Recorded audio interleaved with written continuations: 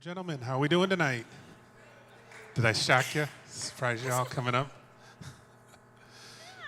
It's an exciting night for music. Are you ready for some great music tonight? We're excited to have you here. Welcome to another concert co-hosted by the World Folk Music Association and Focus Music. My name's Brent Ruggles. I'm Vice President of the World Folk Music Association. And on behalf of both of those organizations, welcome. So, couple of housekeeping items. We all have these little computers we keep in our pockets. So if that's not a computer, that's my wallet. Oh, I left mine over there. You want to take that and put it on mute or silence it so we don't disturb anybody. Pictures, you don't have any problem with pictures, right? So we usually say no flash photography, though, so it doesn't disturb anybody around you. And then, so we have Kate Campbell. Kate's a Southern singer-songwriter who writes and sings memorable songs infused with undercurrents of Delta blues, folk, pop, and country that originate from a musical landscape spanning the backroads from Nashville to Muscle Shoals to Memphis. Her endearing Clearwater vocal delivery and her eloquent gift for the storytelling have drawn comparisons to such bastions of the Southern literary tradition as Flannery O'Connor and William Faulkner. Chicago Daily Herald described her as a world-class singer-songwriter. Kate's formative years were spent in the very core of the civil rights movement of the 1960s, and the experiences of those years have shaped her heart, character, and songwriting. Her music continues to inspire and excite a growing and engaging our audience. A variety of artists have recorded Campbell's songs, including Lori Lewis, Ronnie McDowell, and the Nashville Bluegrass Band. She's performed at the Cambridge Folk Festival, Merle Fest, Philadelphia Folk Festival, and the National Storytelling Festival, and has been featured on NPR's Morning Edition, All Things Considered, Live from Mountain Stage, and The Bob Edwards Show. This is at least Kate's second or third appearance here in St. Aidan's. At least the third. We know she was here when Focus was exclusively sponsoring this venue. So we're excited to have her back. Why don't you give a warm welcome to Kate Campbell.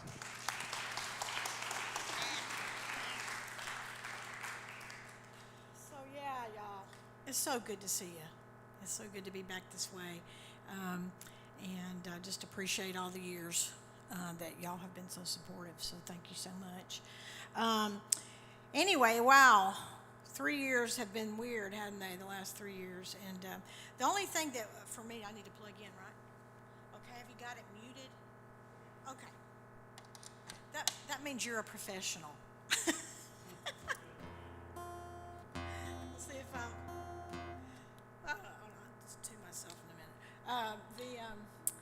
Anyway, once kind of COVID was over or whatever, and I never had anxiety in my life, about singing or anything, and I've been singing since I was a little girl. Oh my gosh. Not singing and all that, and when COVID was over in the first couple of shows, I was just freaking out. I was just freaking out. And I'm getting better now because the shows are coming back in. I feel like more myself, but I still get a little anxious, and I've never had that in my life. So anyway, I also decided what I've been doing this past spring is doing a bunch of the old, having people request, and if I can do them, I do them, but just kind of doing some of those things. They're pretty good songs, I noticed. Some of them are, and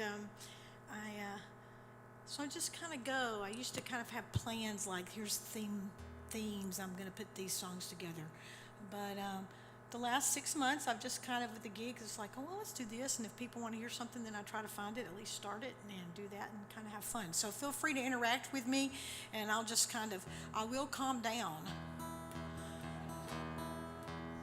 Or I think I will, at least, Oh boy, whatever.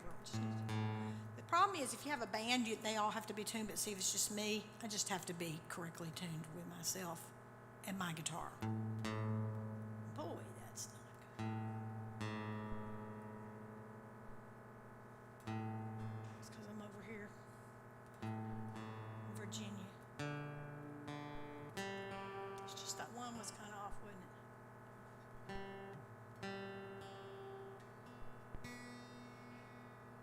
So I just came last week from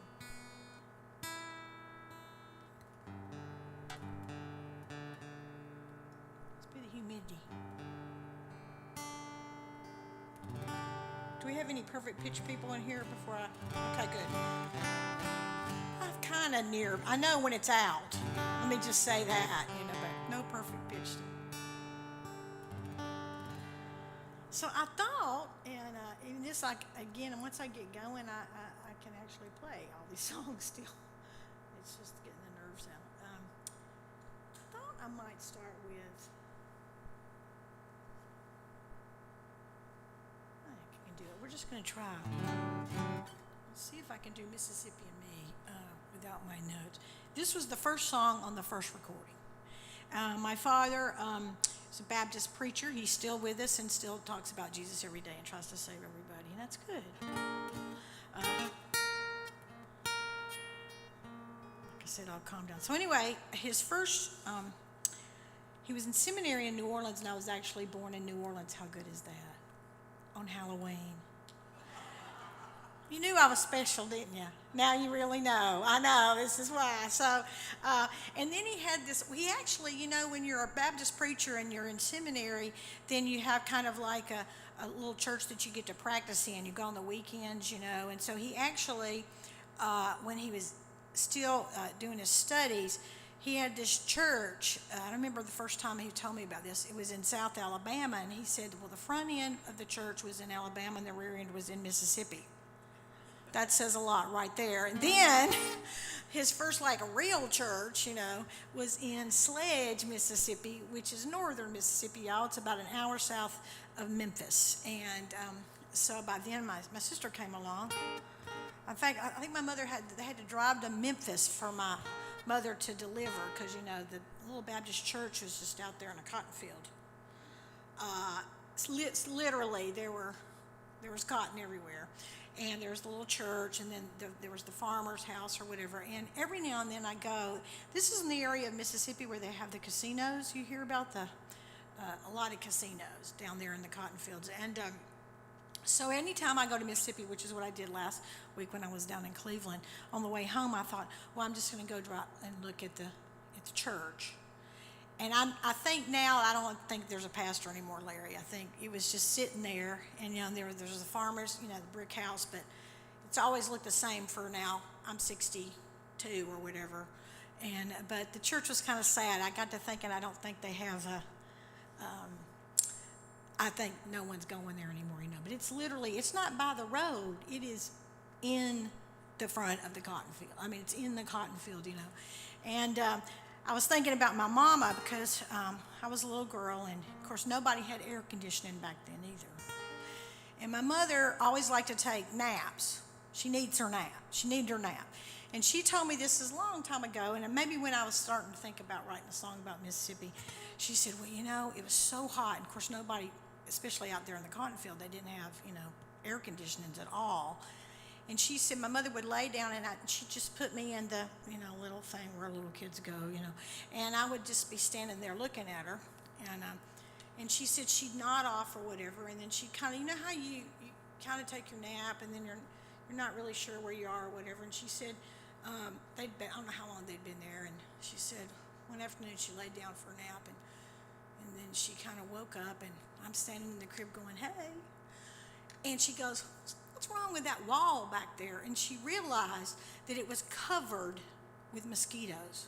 And I'm just sitting there in the pen going, yeah, all right, and because it was just covered with mosquitoes. And so the white paint was just like a black wall with all that. So I don't know if she went back to sleep or not. She never said. But I'm going, well, that's what's wrong with me, I guess. I was in the pen and all the mosquitoes were there. But anyway, just some more info about, those of you who heard me before, a little bit more about Mississippi and my time here. So let's see if I can do it with that and calm my nerve.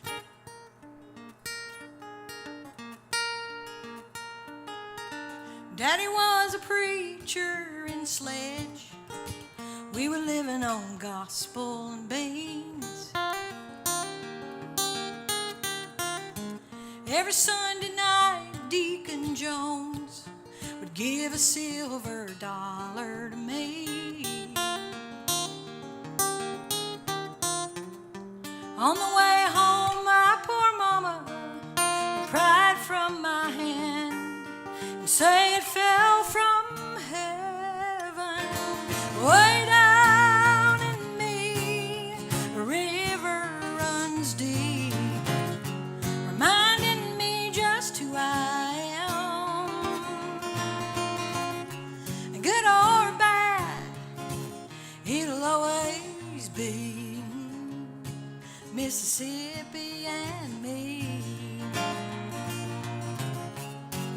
Mississippi and me.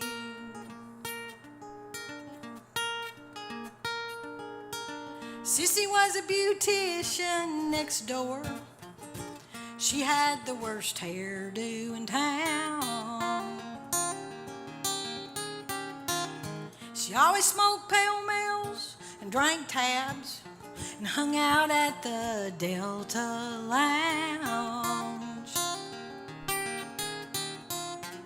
But I heard she finally found herself. She runs the best motel in West Memphis, Arkansas. Way down in me, a river runs deep, reminding me just who I am.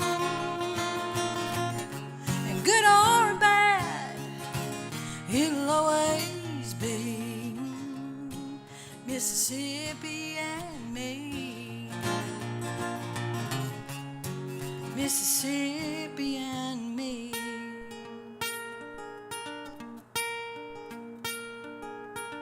And Mr. Thomas Lee ran the bank, made a fortune on catfish farms. That's the right verse, I know. Is that the first verse or the last verse? That was good, right? See, this is what happens to me now. And every time you try for a loan, something like this, you had to twist his arm. It's my favorite verse. Well, I heard one night in Tupelo, he stepped out of a window. He thought he was Elvis. Way down in me, a river runs deep, reminding me just who I am. And good or bad, it'll always be Mississippi and me. Mississippi and me. Mississippi and me.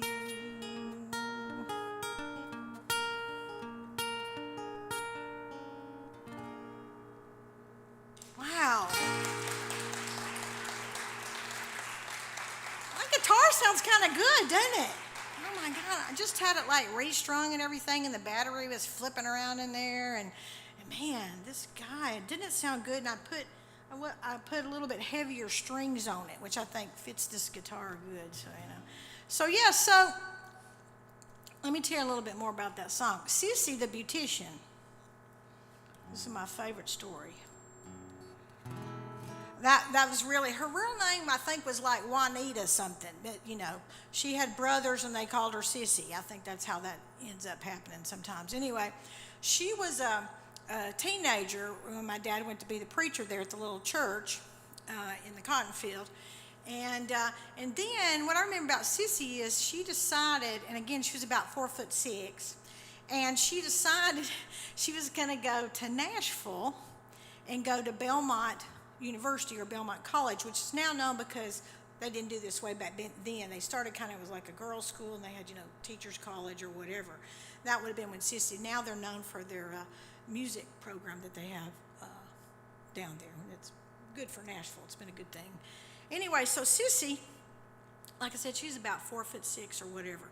So all the years passed, and one day my mama, I think she'd come to Nashville, and I said, well, whatever happened to Sissy Cooper? That's how they say it in Mississippi, Cooper. Some of y'all might say Cooper. Down there they say Cooper. And my mama, she said something like, and my uncle's here, and you know how Mama used to talk, I don't know, I heard she's running some motel over there in West Memphis. Now, West Memphis is not in, it's in Arkansas. If y'all don't know that, it's across the river. It's West Memphis, Arkansas, not West Memphis, Tennessee, but yeah. So anyway, then all the years pass, and Mama tells me the story, and I write the song or whatever. And then I'm singing in Memphis. There's a really great place in Memphis it's called the Center for Southern Folklore, and just been a really great thing. And so I the woman really liked me. And so that's one of the places I used to play a couple of times a year down there in Memphis. And so I don't know how many years I've been there, like a couple of years, doing shows. And one night, it was like a full, I don't know if it was just if I'd done a new record or I'd done that first record we're talking about now, because I'm not really sure about the time. And so anyway, I sing the song. And I remember Sissy's about 4'8". And she stands up, like I finished the song, right, and it's packed. It's like, well, and she goes, and because I think I started talking about Sissy too, that she smoked, I think in the song I said Chesterfields, or one of my songs. She didn't smoke Chesterfields. So that night, I do the concert in Memphis, and Sissy stands up, all 4'8" or 7" or how short she was. And then she says, no, I smoke, what was the more girl name? Not Chesterfields, because that's the one my grandfather smoked. Yeah, it's like Virginia Slims. I smoke Virginia Slims, because she's like, often I'm going, oh, sorry, it didn't sing good in the song. I had to use the Chesterfields, So anyway, so Mississippi and me and Sissy, and I haven't heard from her in a while, so I'm assuming she's still over there in West Memphis running that hotel over there, so I don't know. But I used to like to say that this song is kind of the continuing saga of Sissy the Beautician. But it's about a place in East Tennessee. When I was a little girl, a lot of times our summer vacations, we would go from Nashville, because we mostly lived in Nashville, and we would go to the mountains. Y'all know, some of y'all have probably been to the mountains over there in North Carolina. And so that's kind of, all this is, some of y'all I probably hadn't even said some of this before, have I? Some of the stuff. Of course, it's so long now, none of us remembers any of it. So I like to say this is the continuing saga of Sissy the Beautician in this song. And it's about signs that are all over Kentucky and Tennessee and North Alabama. And some of y'all, if you've driven down south, you've probably seen signs about this place in East Tennessee, And after the song, sometimes you just want to be anywhere than where you are, And that's kind of, here we go.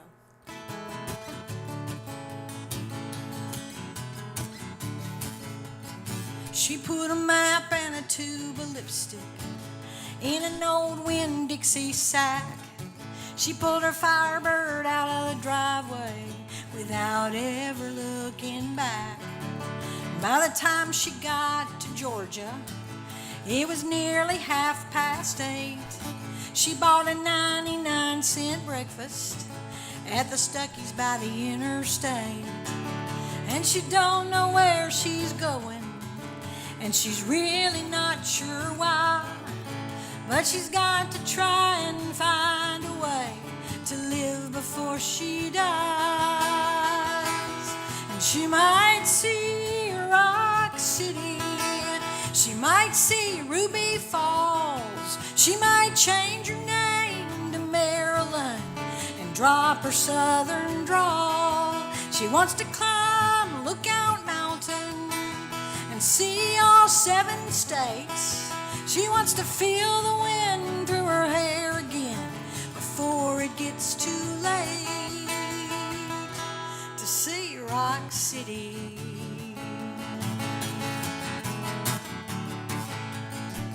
Well, she stopped in Chattanooga and called her mama's beauty shop. She said, I won't be home for supper. Give my love to Bo and Pop. And her mama knew the reasons without even asking why. A woman's got to try and find a way to live before she dies. And she might see Rock City, she might see Ruby Falls, she might change her name to Maryland and drop her southern drawl. She wants to climb Lookout Mountain and see all 7 states. She wants to feel the wind through her hair again before it gets too late. And she might see Rock City, or she might buy a souvenir plate. She wants to feel the wind through her hair again before it gets too late to see Rock City. Yeah. See Rock City.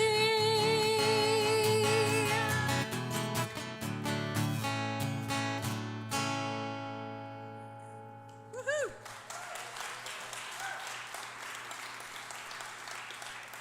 Sissy the beautician, all 4'8" of her, stood up and she goes, "I didn't smoke unfiltered Chesterfields." I probably said, "No, that's Daddy Jim, my papaw, not my papaw, but my dad's father we called Daddy Jim. He smoked the unfiltered Chesterfields in Nashville and drove Carmen Gias." How cool is that? They had like I think Mimi and Daddy Jim, Larry had what, like 4 or 5 different Carmen Gias, a different color every time, And I was thinking, because my uncle's here and my mother's from Cave City, Kentucky. And when we were little, my parents, I guess they took a vacation, but they would take me and Betsy to Cave City. And my sister, she's a girly girl, she played with dolls and all that kind of stuff. And I'm like, oh, they're not real. I tell her stuff like that. I'm sure, like, oh, why do you want to do that? But anyway, I got to hang out with Papaw, which meant I got to go to the barn and stuff like that and ride the tractor and all that kind of stuff, So, Cave City, Kentucky, and I think I'm just going to go ahead and sing my Kentucky song now. Because am I talking too fast for y'all tonight? See, okay, I have to say this. I love it when people come up to me, like if I go to like England somewhere or the northeast, or something, like people from if you're from Boston, please don't get mad at me, because they have very unique accents, right? And I do too, But my favorite thing is when people come up to me, and unfortunately sometimes it's a lot of New Englandy people, and they'll come up to me sometimes and they like to mimic me again, like they don't have an accent. And this one friend of mine from up in Boston, he'll come up to me, he likes, because he's heard me tell this story before about him. He'll come up to me and he'll go, "Well, how are y'all doing?" And that's, that's plural. Y'all is plural. But he'll say it to me, just me, and I'm going, well, first of all, you should just say, if you want to mimic, you should say, "Well, how are you?" or something like that. That could be kind of Southern. But y'all means there has to be more than one person to say y'all, I'm sure y'all don't break that rule, do you? Nobody here, right? Y'all are a border state kind up here now. No, you're not mad at me, are you, for saying that? You're not. You're just in the middle. You're in Virginia. We're in Virginia, right? Are we in Virginia? We hadn't gone up to Maryland from tonight, have we? Yeah. So I'm just like, am I talking too fast for y'all today? Okay, here we go. So I just go ahead and sing this one and get it over with. Okay, so because and lots of times, those of you who've seen me before, usually the first that I start to do some of my sign songs. So this is another one of my sign songs. After See Rock City, which I grew up with that.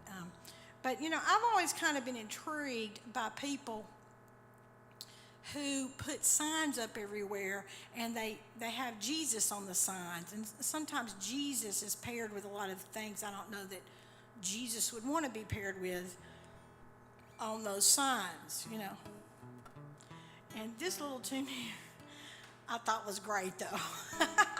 So anyway, those of you who are new to me, bear with me. I'll calm down in a minute, maybe. Because, I don't really make anything up. Other people say all this stuff, and I go, well, that's interesting.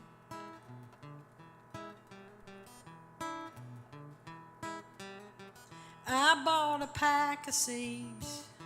Tennessee Bradley's the best homegrown you'll find. How it happened, I don't know. Must have been the Miracle Grow. Oh, I could not believe my eyes. In my tomato bed, a holy image, blood red, smile, God loves you. I see him on the vine. This just might be a sign. Help me, I'm confused. So many brands to choose. Jesus Santa Maid is coming soon.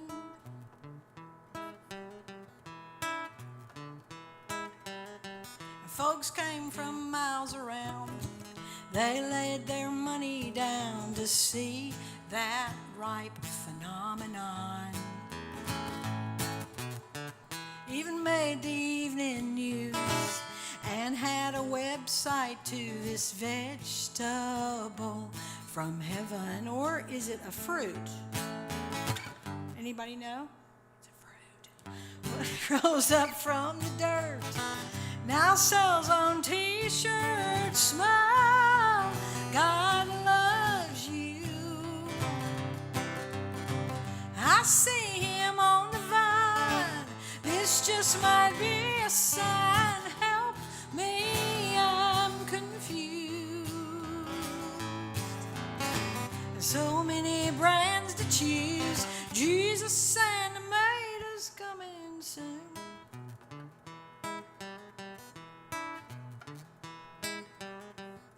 The prophets kept rolling in, and I prayed they'd never end, and filed for tax exemption. Heard a knocking at my door.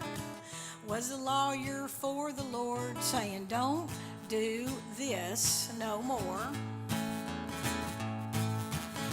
I said, come and dine with me. We'll have a BLT. Smile, God, everybody get that? God loves you. Did I pronounce it good enough? I see on the vine, this just might be a sign. Help me, I'm confused. So many brands to choose. Jesus Santa Maid is coming soon.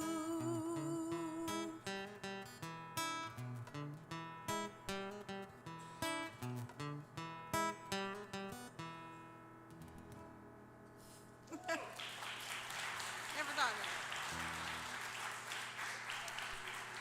Oh my gosh. I'm doing pretty good tonight, huh? I'm calming down a little bit. I know I'm still a little loud and crazy, but I can actually calm myself down a little bit, I think. I'm thinking, I'll do one more thing. This is one of my favorite songs that I've ever written. And again, keep having these bursts of nervousness, but I'm just going to start. This is probably one of my favorite songs I've ever written since I've been doing my Mississippi. I kind of started in with Mississippi today, didn't I?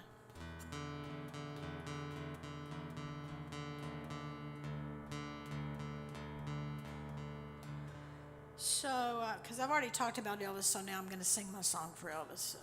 Those of you who haven't heard it, where's my capo? It's probably. I had it on, didn't I? See, this is what happened. Oh, there it is. Yeah. So, how many of y'all have never heard me before? Like you took a chance and came. Okay. Is it okay so far? I know I'm bouncing off the walls, but hey, other than that, it's good. We're getting good, right? Y'all are so nice and polite, people from Virginia. Okay. Do I do this high up? I don't think so. Huh? What'd you say? Okay.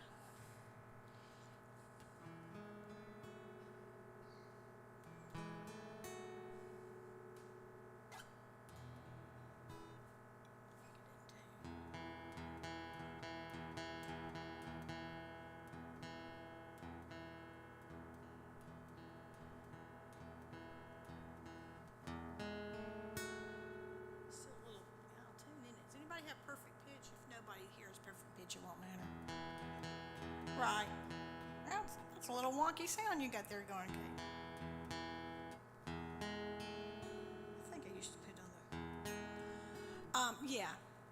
even when I was a little girl, I loved Elvis. And then, of course, the older I got, I get kind of sad about Elvis, And so, but anyway, this is one of my favorite songs I've ever written.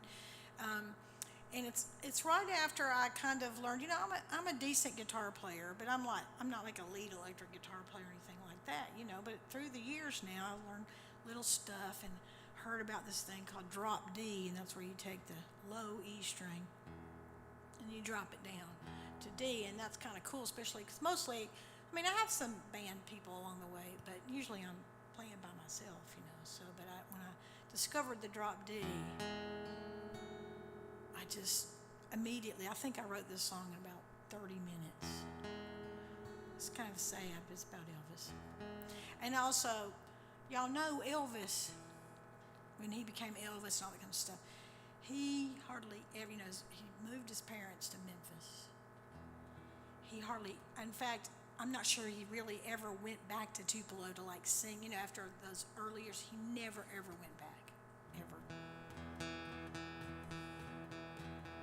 My husband, he says there's two kinds of people in the world. There's Beatles people and Elvis people. Obviously, he's the Beatles person. And obviously, I'm the Elvis person. Let's see what I can do here. Humidity, we're getting into summer. That's kind of close.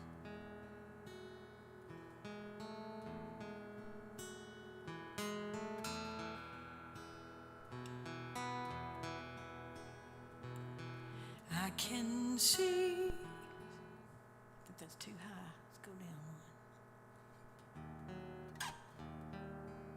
That's more mellow, isn't it?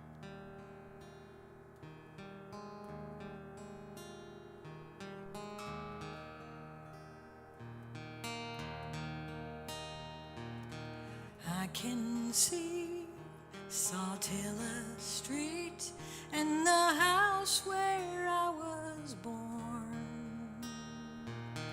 I can hear gospel songs from the church on Sunday morn.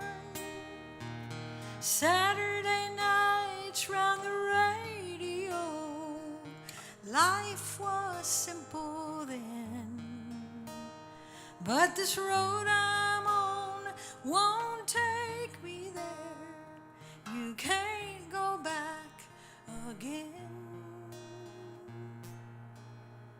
I wish I could take Route 78 and be there in no time. Rest beneath the sweet gum trees, leave all my cares behind. But Tupelo's too far.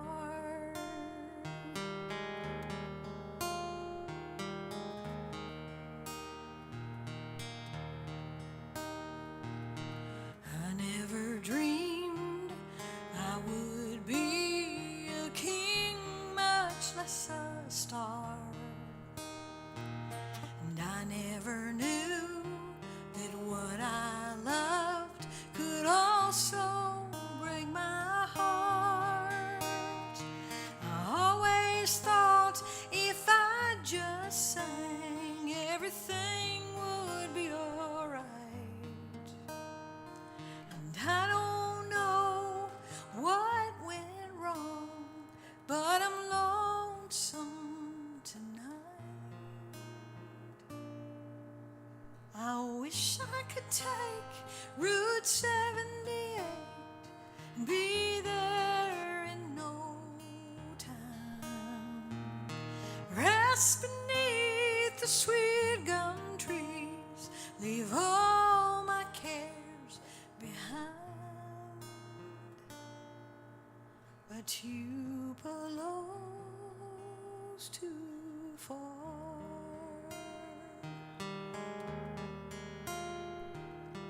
Tupelo's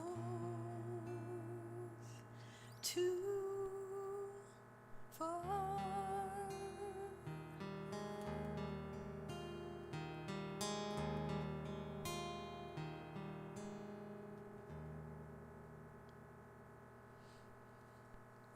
Elvis.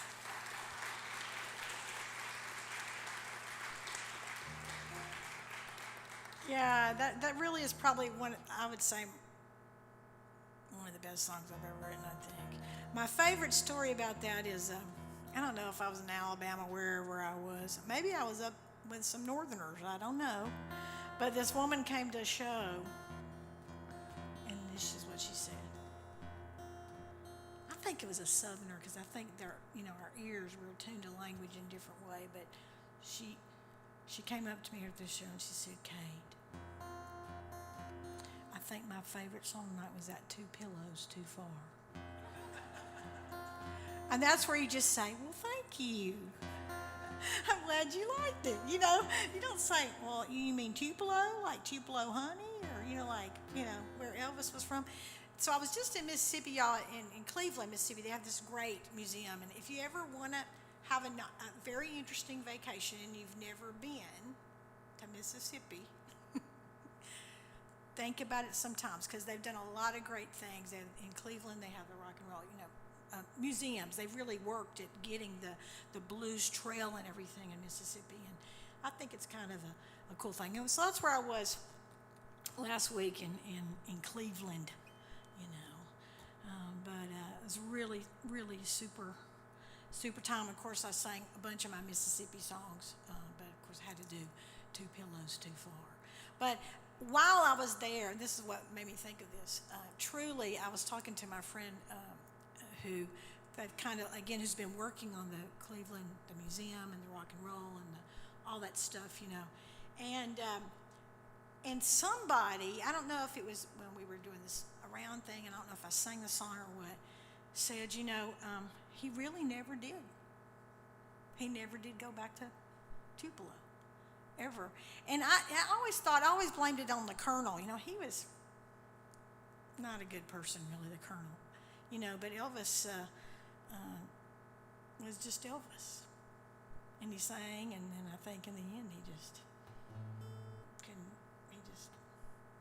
was too much for him, But, so I've always been sad about that. Anyway, my uncle's here tonight, and this, another song, I've sung a couple from the very first record tonight, this was, I think it's the last song on the record. I'm not sure where I placed it,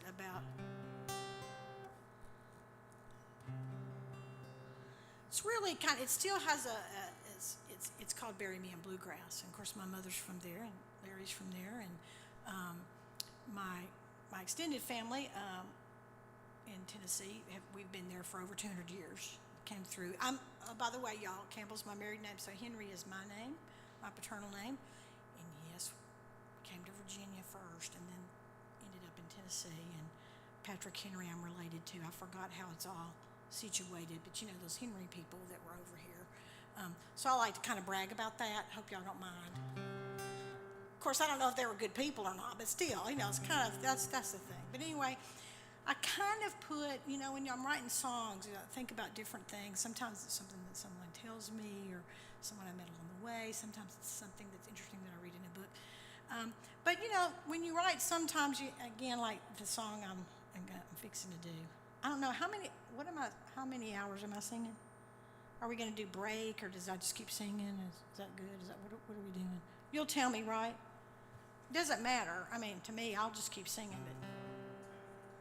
But okay, good. Okay, I was just trying to figure. So this was the song on the very first record, and I really did kind of mix my Kentucky people and my Henry family from Nashville, but every time, like today, I was driving across here, and I think about the Henrys and Patrick Henry and those people, and I don't know if any of y'all have done all that stuff, that genealogy stuff, but it's kind of fascinating. I know people who really, really get into it, and they find every little 14th cousin that came in 1400, whatever, to Kentucky, whatever. But my mama, Larry's mom and my mother's mom, before she passed, she had gotten, I have a box of the work that she'd done on the genealogy stuff, and I think, did you ever see that? Mm-hmm. Well, I need to take it out of the law box and show it to you.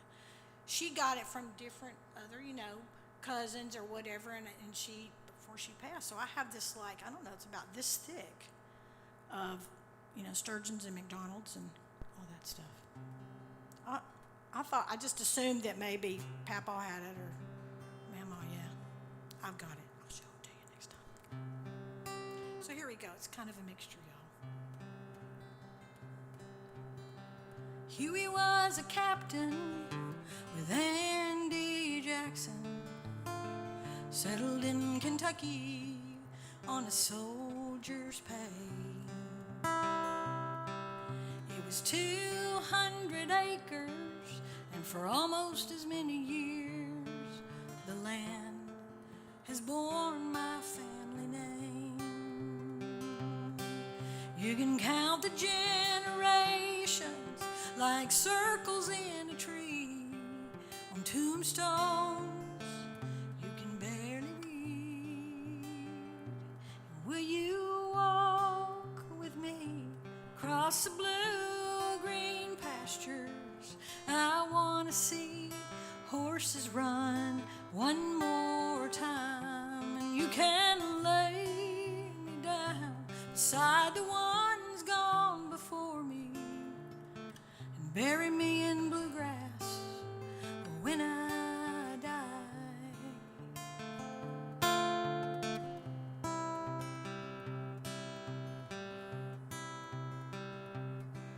And Uncle Henry sells computers.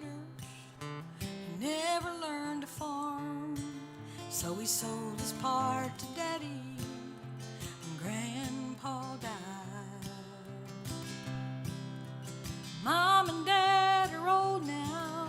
They say they're gonna move where the weather is always warm and dry. The buyer signed the note today. They're gonna build a mall with plans to break ground before the fall. And will you walk with me across the blue-green pastures? I want to see horses run one more time. You can lay me down beside the ones gone before me and bury me in bluegrass when I die. Da, da, da. Solo. Da, da.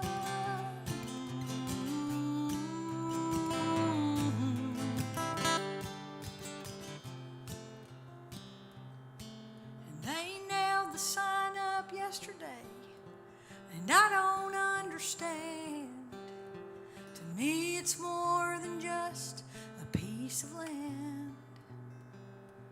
And will you walk with me through the peaceful valley?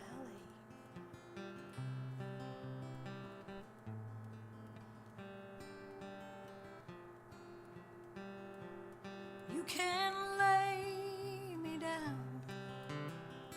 One's gone before me and bury me in bluegrass when I die.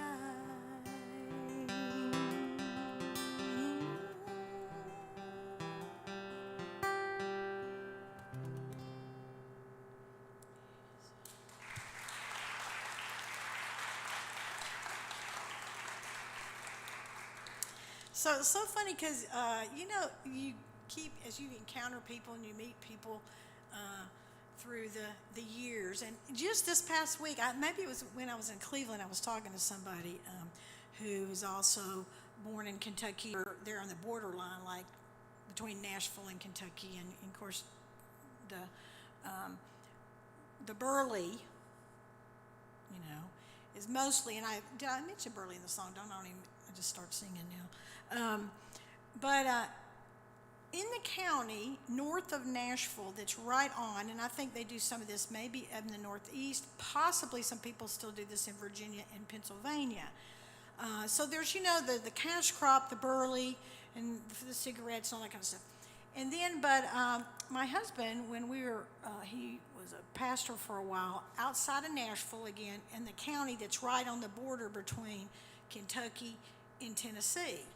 And I probably had seen this because this is where my grandparents in Nashville, they grew up in this county that's right there on that Tennessee-Kentucky border. But until my husband was out there being the preacher of the church, I don't remember hearing about it when I was a little girl and we'd go out there. But some of the farms, and again, I think some people still do it in Virginia, some in Pennsylvania, I think even some in New England. But anyway, it's in the fall. They hang the tobacco in the barn. And again, it's almost always in the fall. And then they take, it's not straw, but whatever they put on the ground, and they do this, they smoke it.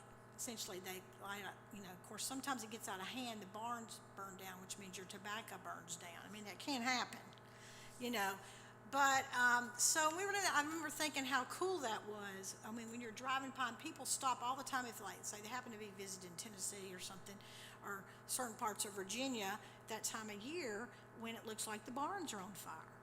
But it's a special kind of tobacco, what they're doing with the tobacco. And I was just thinking about that today when I was singing the bluegrass song. But the cash crop was basically the burley crop, and I think what goes a lot to the cigarettes, right? Yeah. So now my grandfather in Tennessee, he smoked unfiltered Chesterfields and still lived to be 78. We don't know how that happened. My grandfather in Kentucky didn't smoke that I know of, but he lived to be 86, 84. Yeah. So, am I telling y'all things I haven't told y'all before who've heard me before? Am I telling you some different stories maybe? I swear I didn't take any drugs or anything before I started. So, let's do a couple more, I guess, before we... Is something that somebody wants to hear that I can try to do here? Yeah, I didn't do it yet. That's like my favorite song. See, I think I start talking. I think I was going to do it after Sissy or something. Yes. Oh my gosh. Yeah, this is my favorite. Now, my papaw, y'all had some Galaxies. We had some Galaxies. Or Mom and Daddy had the Galaxies, Papaw, they kind of had a blue one time, didn't he? It was kind of, And I don't know if I've ever told y'all this story before. So my dad, Uncle Bobby had a black Galaxy with a red interior. Mom and Daddy, I think, had a white one with the red interior. My dad's a Baptist preacher, and so they did this kind of, they were having this thing at the church in Nashville, where people kind of renew their, I bet I hadn't told y'all this story before. Only somebody who carefully listened 20 years ago. Anyway, in Nashville, my dad was preaching in Nashville, and they did this marriage seminar. Now, this was like late 60s maybe or something like that. So the adults, it's kind of like some, churches do stuff like that. So the adults are in there, and they're having this marriage seminar or whatever, and all the teenagers decided it would be fun to take some black shoe polish and, pretend, people are getting remarried. You know how people do that. They do marriage seminars, and so, I don't remember what year. It's probably like 69 or 70. So while the adults are having the marriage seminar, the teenagers went out there with black shoe polish and wrote on people's cars, like, married again, always in love. They just did that. Well, of course, that black shoe polish did not come off of the white Galaxy with the red interior. So my dad, because he's a Baptist preacher, so the deacons like, the preacher, I can help you out here. And there was one of the deacons, and I guess he worked for Ford, and he goes, well, let's just repaint it, right? So I guess they had baby blue hanging around at that particular Ford place, and so the white Galaxy with the red interior to baby blue, which it still was pretty, but the red, it was kind of weird with the deep red with it was kind of weird. But anyway, that's kind of, I remembered that, and when I started thinking about Galaxies, the Galaxy 500, and that's what we did. Am I talking too much, y'all? Talking fast so I can get to the songs. You didn't know people from the South could talk that fast, did you?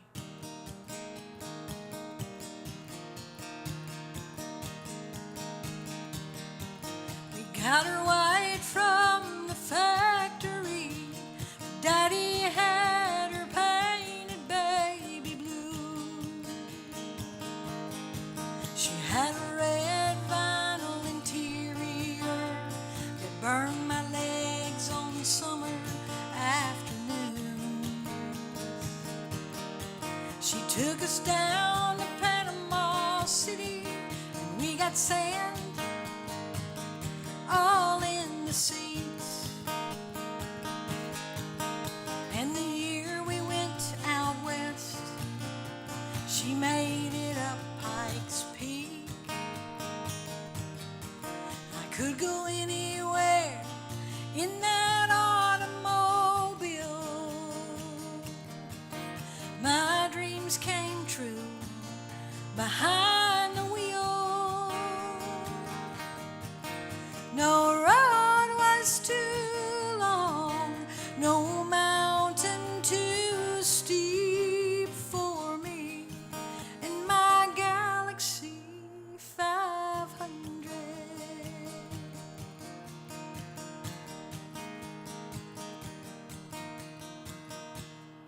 I blanked on the second verse.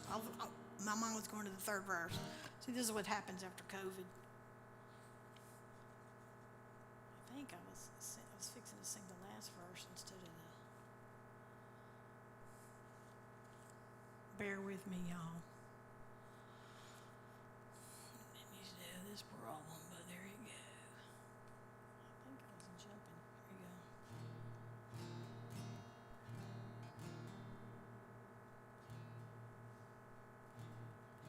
It's the Kmart parking lot. I know I can't, but that didn't start with the first sentence, does it? I know, I'm like going, see, it's what happens when you think too much, when you're not supposed to be thinking too much.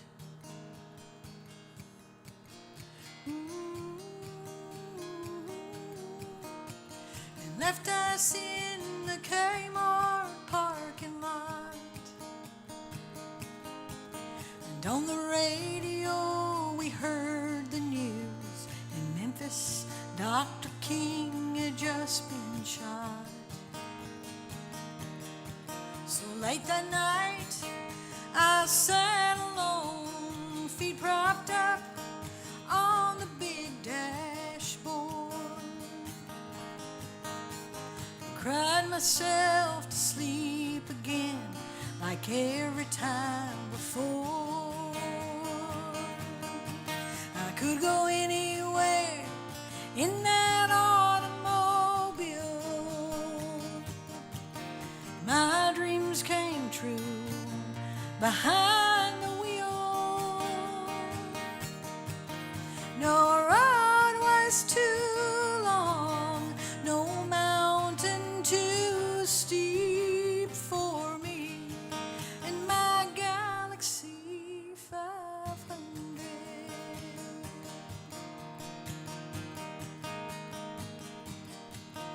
And I came home from school one day, in the driveway sat a Datsun. Some people say Datsun.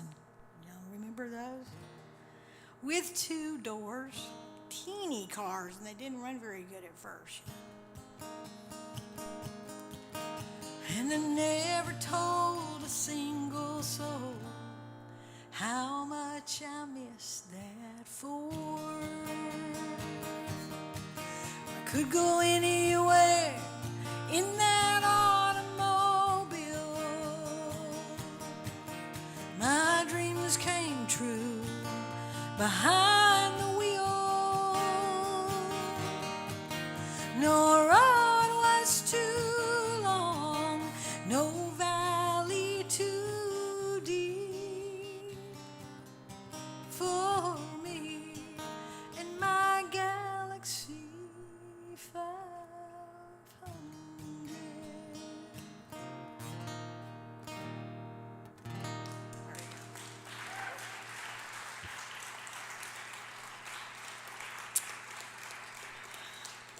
Yeah, that's one of my faves, I have to say. Sometimes I cry a lot. Sometimes I can't get through that. So, you know, sometimes the things just teach you. But that was such a huge deal. and again, I saw it through a kid's eyes, but I just knew. So, well, whew. I already did bluegrass, right? Somebody yell out something if there's something you really want me to sing, because I can probably do a little bit of it. Oh, yeah, we got to do Joe. Boy, I didn't practice it. I don't even know if I have notes on it. That could be a problem. Because I hadn't sung it in so long, see? This is what COVID did to me. I got really depressed. I don't know about y'all, but I couldn't hardly, I didn't hardly write. I mean, a lot of people, they were like, they wrote the whole, they used the time and they wrote and everything, and I just didn't have the energy for it for whatever reason. I couldn't remember any time in my life, because I've been writing since I was a little girl and thinking about stuff, and the longer it went on, I just couldn't, I don't know, it just kind of went. So now I'm kind of getting my act together, but as you can tell, I still have some anxiety. I've got jealous. Oh no, I haven't sung it in so long. Let me see if I've got it in here. It'll come to me too once I start playing it. That's usually what's been happening. I don't know if I put it. Oh, there's Moon Pie Dreams. That's a good song. It's the title cut from the second record, Moon Pie Dreams.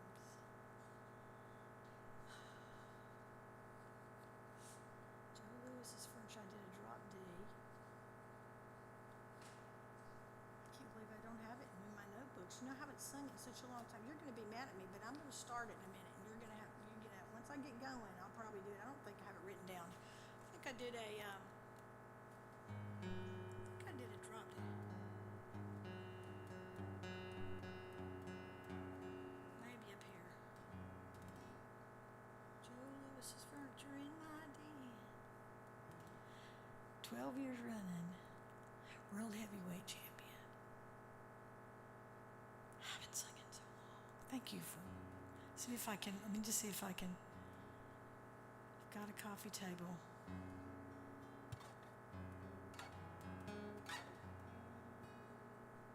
That's not it. That's another one.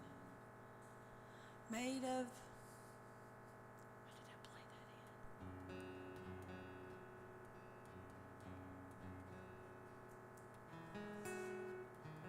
in? Okay. At halftime, I'm going to find it in my backpack over there. Thank you for asking for it. I mean, that's. Let's see if it's in this other. I haven't sung it in so long. Thank you so much. When I wrote that, it's kind of like some of the other ones we've already been doing. I cried when, sometimes I start writing and I start crying. I don't know if some of your jobs, but sometimes I do. That's when I kind of know, yeah, this is important that I do this, and Joe Lewis, I thought about it for a long time. I remember the story behind it. I don't know if I told you this before. I kind of made my own sabbatical. My parents had a cabin up in the mountains of North Carolina, and I went over there. And I'd been thinking about just by myself. I was up there for a couple of weeks in North Carolina, and I'd always thought about Joe Lewis.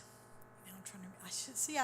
I should have been writing all this down the whole time. Because there was Joe Lewis, and then, of course, there was Muhammad Ali. And I don't remember if it was a person I met that we started talking about, or it was my grandfather, not Papa, but my dad, Daddy Jim. But I don't even think it was that. I think it was another person. It could have been Mr. Jackson from the church, who was the custodian, who said that Joe Lewis was the best there's ever been. And, we were probably talking about Muhammad Ali or Cassius Clay, however you know him, And I don't think it was my grandfather, but it might have been one of my grandfather's friends who said that Joe Lewis was the best there's ever been, and I just immediately. But I was up there in the cabin in the mountains, and that probably took me a week to write that song, because I wanted it to be a certain way. It had to just be, I've got Joe Lewis Furniture in my den. just can't remember what corporate. 12 years running, world heavyweight champion. And in mine, he's the best there's ever been. Right? That's the chorus, right? Okay. At halftime, I'm going to find it. All right. All right. Something else that somebody would like to sing. We can see if I can do it. Oh, yeah. Okay. Yeah, we got to do it. Oh, yeah. I saw a man with a yellow guitar. And I know. Do I have that notebook with me? Yeah. Okay.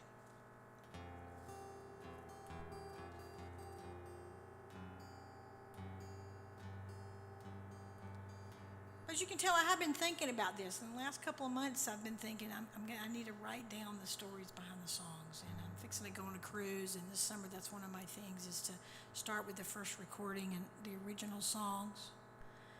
And my husband will be with me a lot, and he remembers everything. So I'm like, just so I get down what were the original characters and how were they related to me, and how did that song come about. So that's my goal. So I wrote this song with another girl named Kenya who was crazy from Alabama.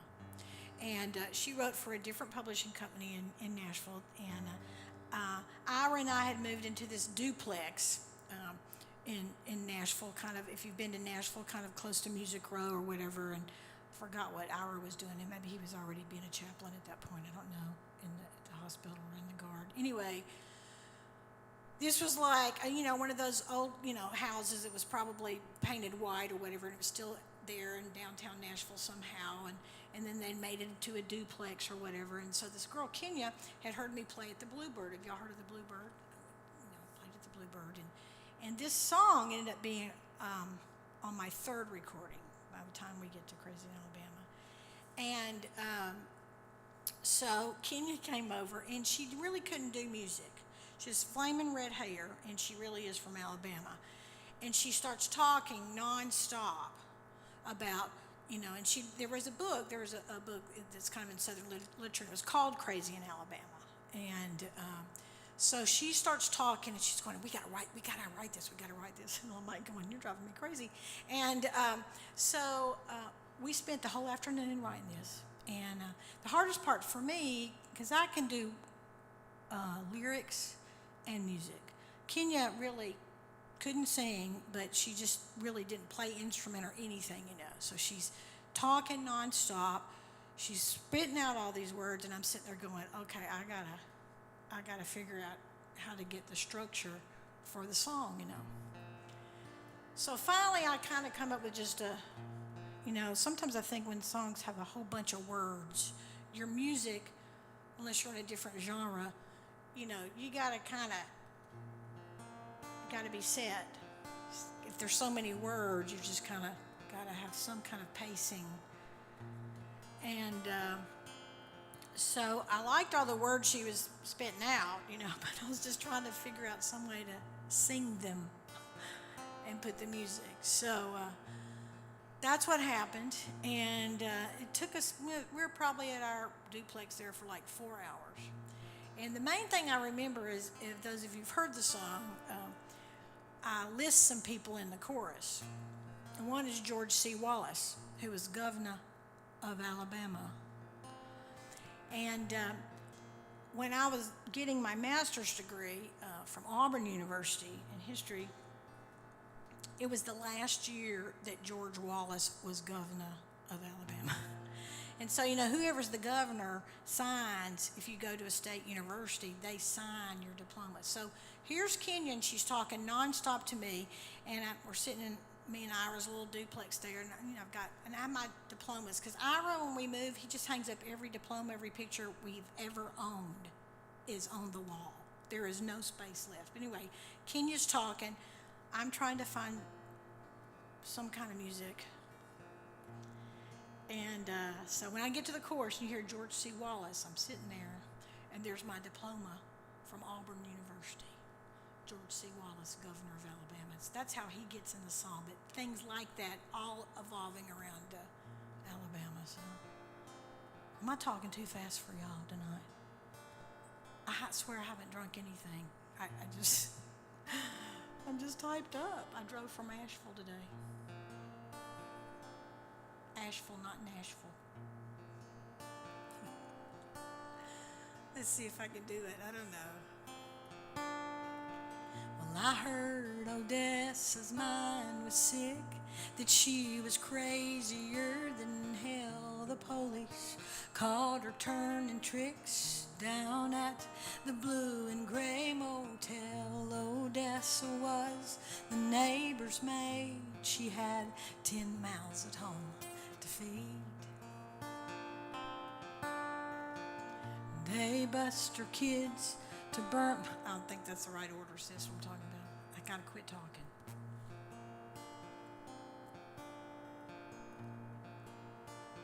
I'll start again. I heard Odessa's mind was sick, that she was crazier than hell. The police caught her turning tricks down at the blue and gray motel. Odessa was the neighbor's maid. She had 10 mouths at home to feed. They bust her kids to Birmingham and put her in the county jail, and nobody seemed to give a damn. They say a white man posted bail. My dad said not to breathe a word. I told my brother all I heard. And the train of change was coming fast to my hometown. We had the choice to climb on board or get run down. It was crazy. There were grown men fights over segregation and civil rights. Martin Luther King, the KKK, George C. Wallace, and LBJ. When the National Guard came in, I thought the world was gonna end. It was crazy in Alabama.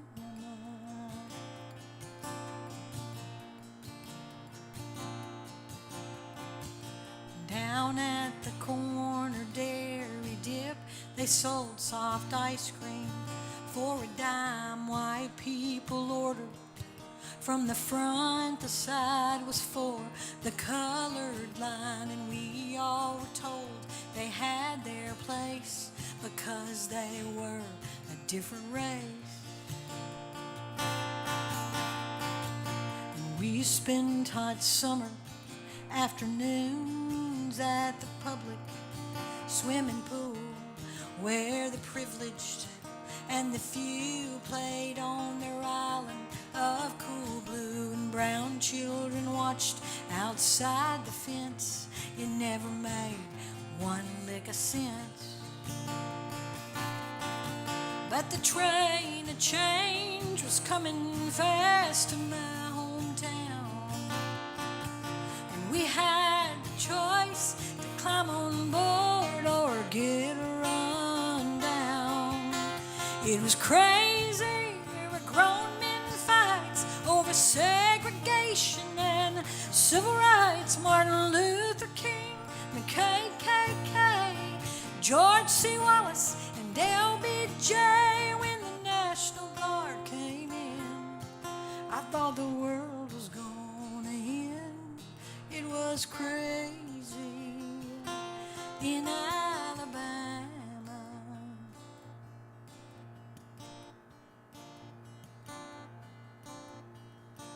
My mama yelled, "Child, get inside." Drew the drapes, locked the doors. We watched the marchers passing by, felt the rumble, heard the roar, and they all held hands. They sang and wept, and freedom rang in every step. 'Cause the train of change was marching through my hometown, and we had the choice to climb on board or get run down. It was crazy. There were grown men fights over segregation and civil rights. Martin Luther King, the KKK, George C. Wallace, and LBJ. When the thought the world was gonna end. It was crazy in Alabama.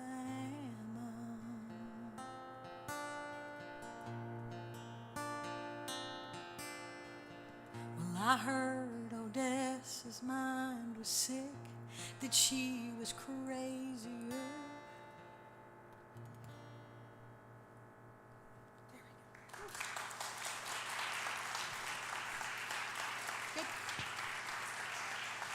All right. Kate Campbell, everyone. We're going to take a 10-minute intermission. Kate's got a boutique back there with some CD choices if you'd like to take something home with you. And we'll be back very shortly.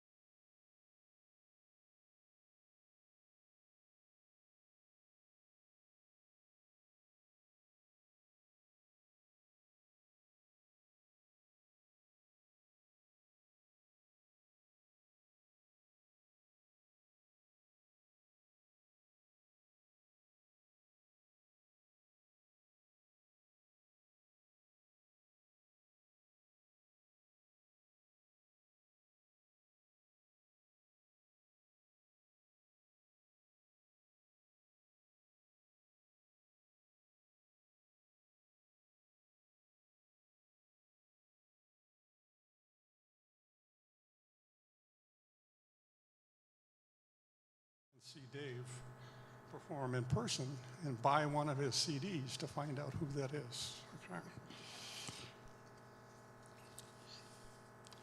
And that sort of leads me to the next thing on my list, and that's to thank a number of people who are helping to make this show possible. And the first one might be Dave Rowe doing sound. And the second one, Brent Ruggles right here, who is helping him in that respect. Abigail Wertman is upstairs doing the live streaming, so the folks at home can enjoy this show as well. Somebody who isn't here is Rob Henkel of Focus Music, and he does an awful lot to help us with publicity and printing the programs that you've all picked up. We have one other of our volunteers here, Joanne Nana, is in the back. And of course, we have the whole crew from St. Aidan's and with Brian LaFleur in charge, and they've been a great deal of help to us in making these shows go well. So the next thing on my list would be to talk about our upcoming shows, and I've already told you a bit about the next upcoming show, and that's Dave Rowe. Dave is from Maine. He was from Maine until he started moving around a bit. Dave lives on his boat, and he currently has his boat moored in northeast Maryland. Now, I had never heard of northeast Maryland until I knew that's where Dave was right now. But northeast Maryland is about as far north and as far east as you can get in Maryland. It's right at the top of the Chesapeake Bay. So Dave came down to do the sound for us tonight, and he'll be doing a wonderful show next month. You know, you can call some people singer-songwriters. You can call other people entertainers, and I would describe Dave as the latter, okay?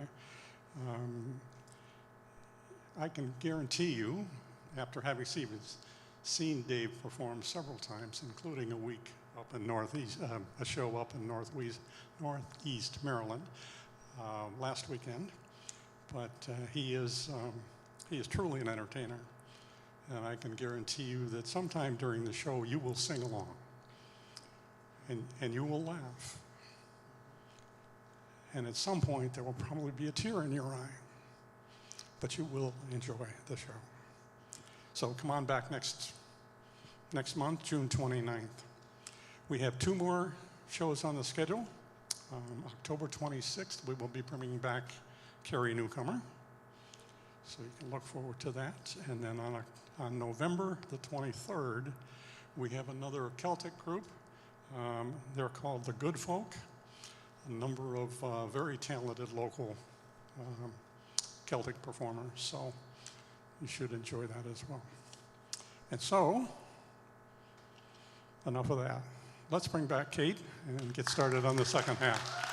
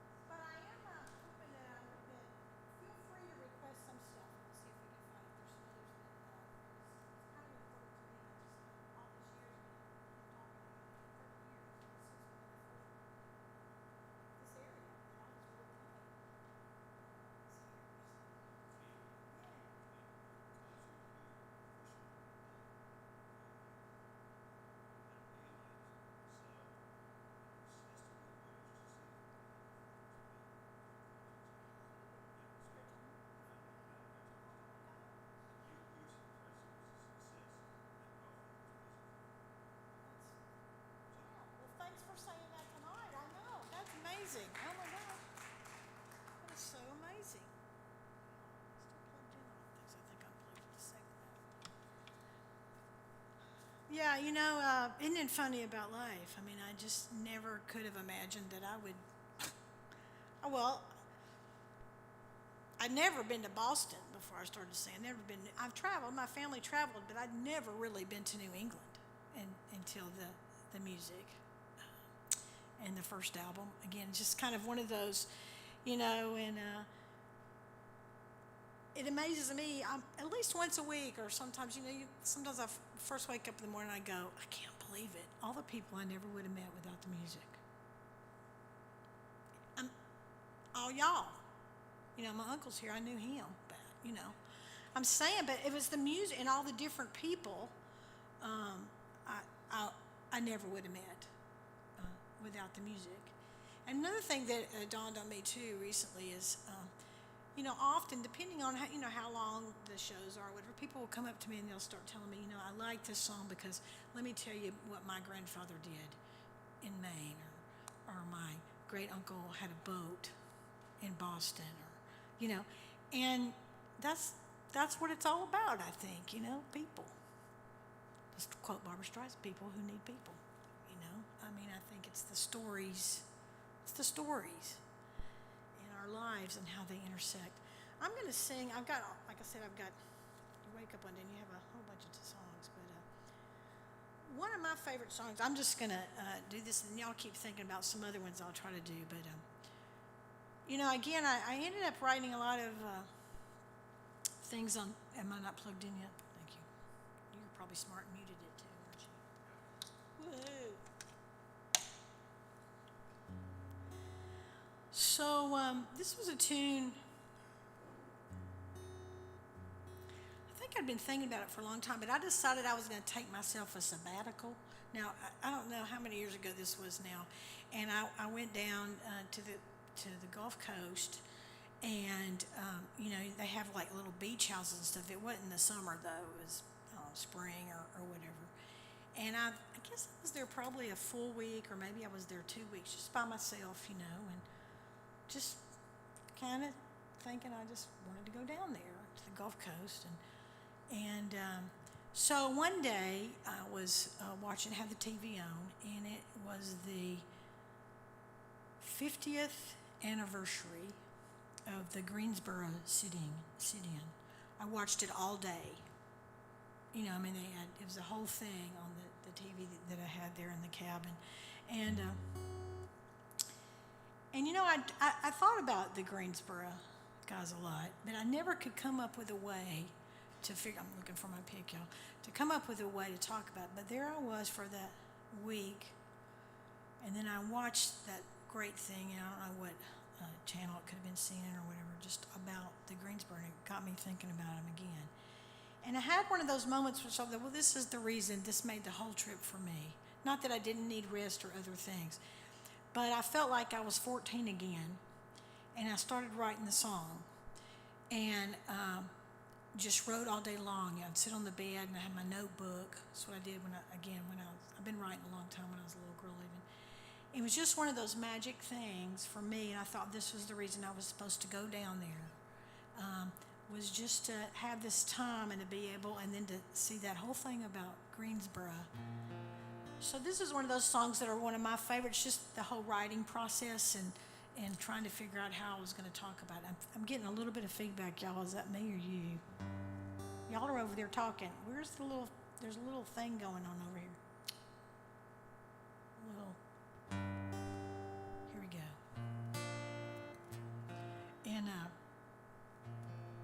things you learn, I guess. All of us are different jobs and things we've done for a long time, but again, this was just like I was 12 years old and I was in my room and I wrote all day long, trying to figure out the song. And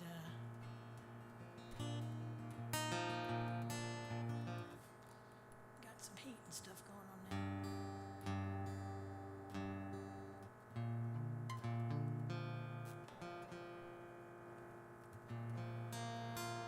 This one has to be right.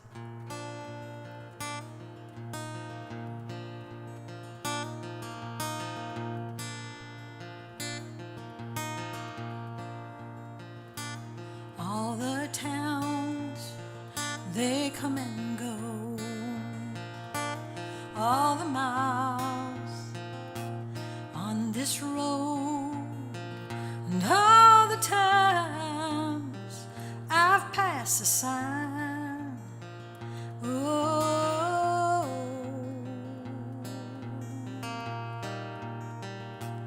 Greensboro.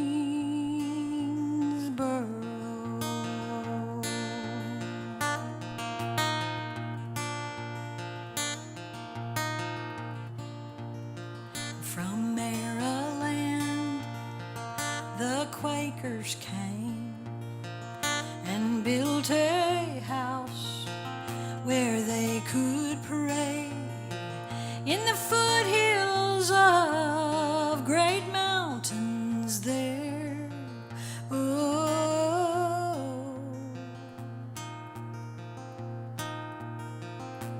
Greensboro.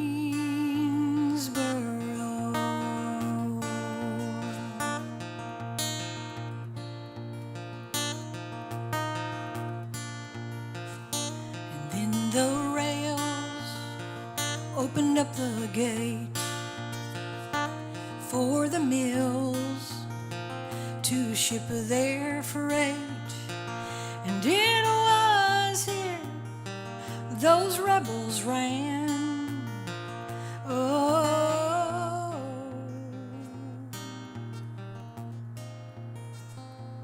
Greensboro.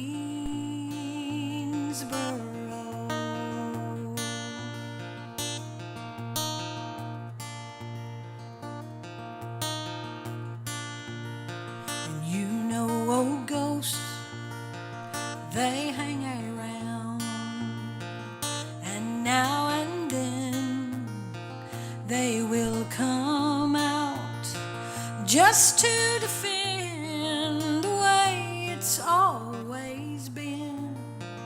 Oh,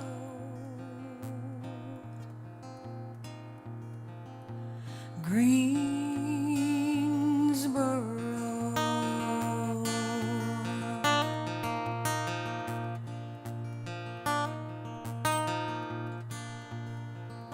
And four young men could stand no more, so they sat down at the Woolworth store, and waiting there to be waited on.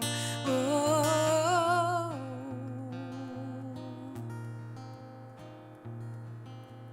Greensboro.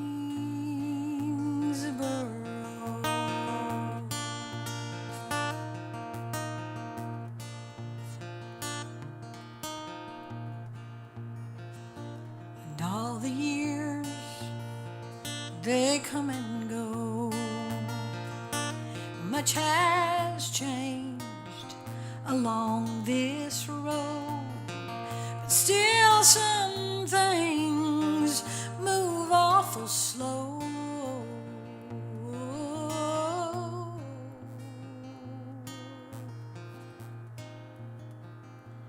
Greensboro.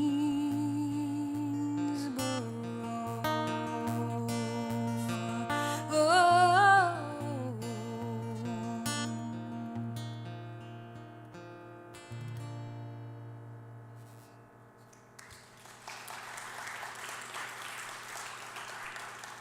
Did I ever sing that here? The show's here? I'm trying to remember.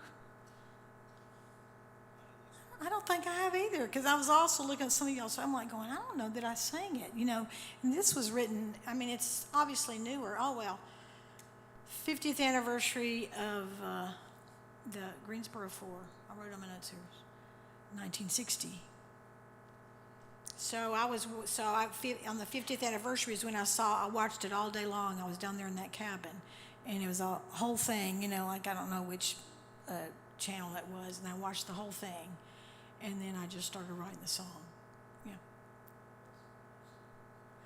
And there was four African American men who were not, you know, they weren't going to be served or whatever at the you know, drugstores. They had counters for ice cream and all that kind of stuff, and they just decided they were going to have a little sit in there, and that's what they did. They sat there all day. I mean, I don't remember that there was violence, but I think they were for sure put in. I'd have to go back and look at my notes, but put in jail, or there were issues. Obviously, they were not happy that they just they went into the diner and sat down.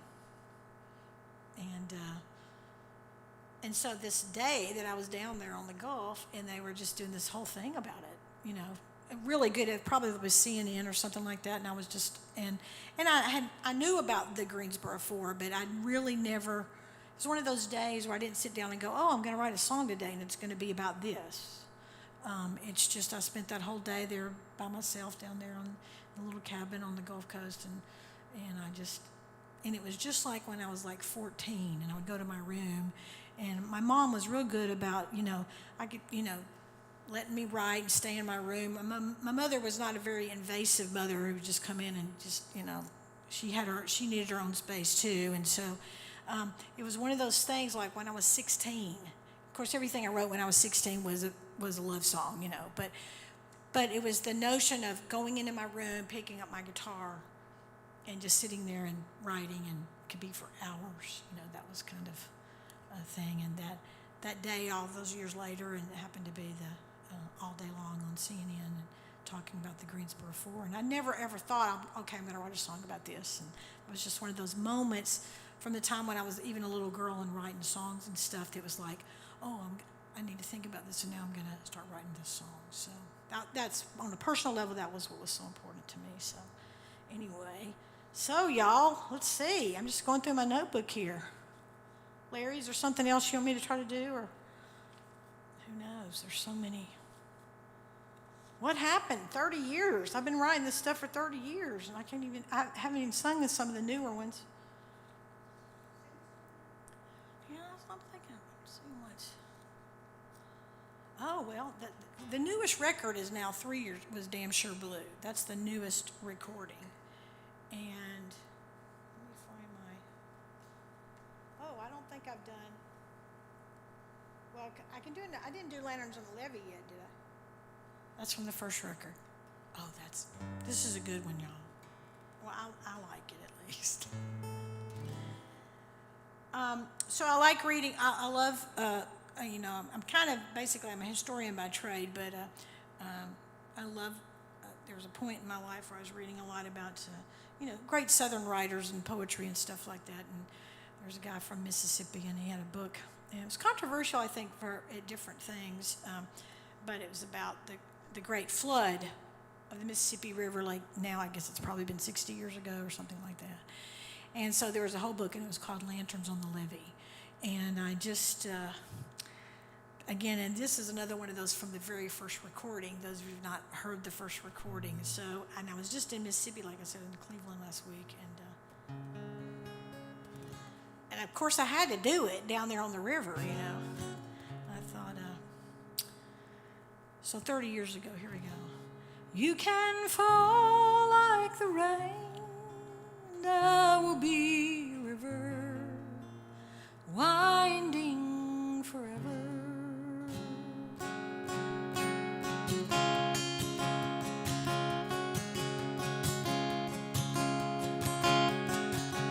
You have always been a rock, a silent hurricane, a light of focus when I could not see. Now I want you to know that if there comes a need, you can count on me. You can fall like the rain, and I will be a river winding forever, strong and true. I'll carry you away to the peaceful water, lanterns on the levee will shine for you.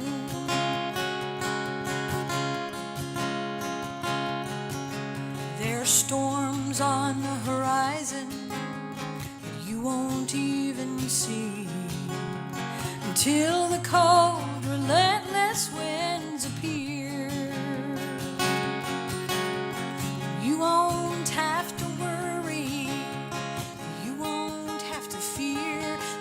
shelter here. And you can fall like the rain, and I will be a river winding forever, strong and true. I'll carry you away to the peaceful water, and lanterns on the levee will shine for you.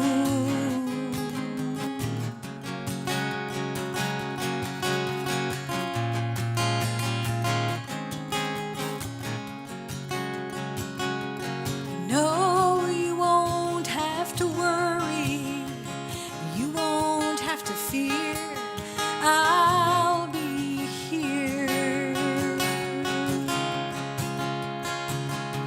And you can fall like the rain, and I will be a river winding forever, strong and true. I'll carry you away to the peaceful water, and lanterns on the levee will shine for you. Will shine for you. Will shine for you.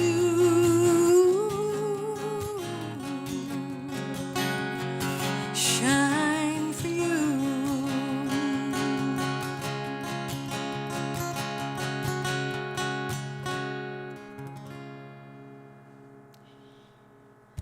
Another first record. I've done a bunch of tunes tonight. It's kind of from that first, the classic album. Don't you like when some people are like, oh yeah, the Beatles first? Oh, that was the classic one. You know, people talk like that all the time. I know. So I thought of another one that's on the newest record. The newest album is called Damn Sure Blue, and but that's now like 3 years old now or whatever. Well, that's the COVID years for you. But I want to sing another one of my songs that was on. Actually, I'm doing all kinds of stuff I'm talking about tonight. I don't know. But this was again on the newest record, Damn Sure Blue. It's kind of like when I wrote about the Greensboro before, but I was 2014 was the 50th anniversary of the Sam Cooke song, Change Is Gonna Come. If you don't know that song, you need to go look it up. If you haven't heard it, it's like a 60-year-old song now, but it's fantastic anyway. And so again, I don't know if I saw something on TV or, no, yeah, I know. I was driving my truck. I was leaving to go to my house. I'm in the truck, and I was listening to, the PB. I listened to the broadcasting channel, their news, and they came on this beautiful thing about the song by Sam Cooke, A Change Is Gonna Come. And so I'm driving my truck, and I'm going, 50 years ago, a change is gonna come. And I thought, change should have come by now. So that's what happened. And I went home and wrote the song. So it was out of tune on that last thing.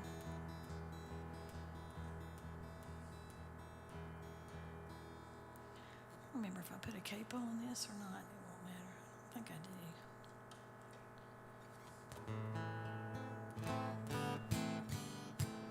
People got ready for the train to come.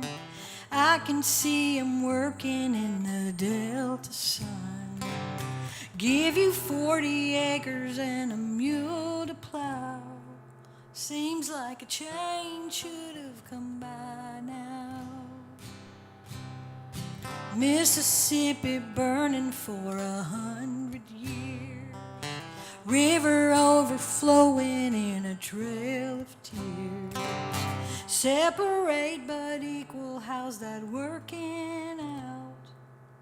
God knows a change should have come by now. And I never thought I'd have to write another a freedom song. I never ever thought that it was gonna take so long.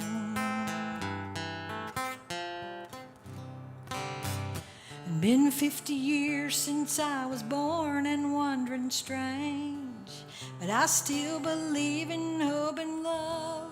And I remember people got ready for the train to come. I can still see 'em in the Selma sign, marching blind, but they would not be turned around. Yes, the train should have come by now. 4 little angels and a world of pain. Bulldogs and bullets couldn't stop that train. But how much more will the heart allow? I know a change should have come by now. I've been praying, yeah, a change should have come by now. I've been waiting, a change should have come by now. And I'll keep singing, a change should have come by now.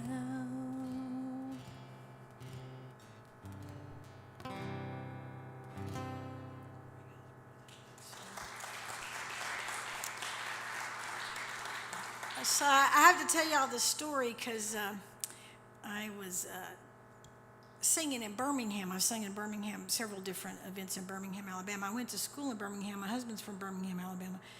But I was invited, President Carter, they were doing a thing about the 4 little girls who were blown up, basically, at the 16th Street Baptist Church. And so they were doing a thing about that.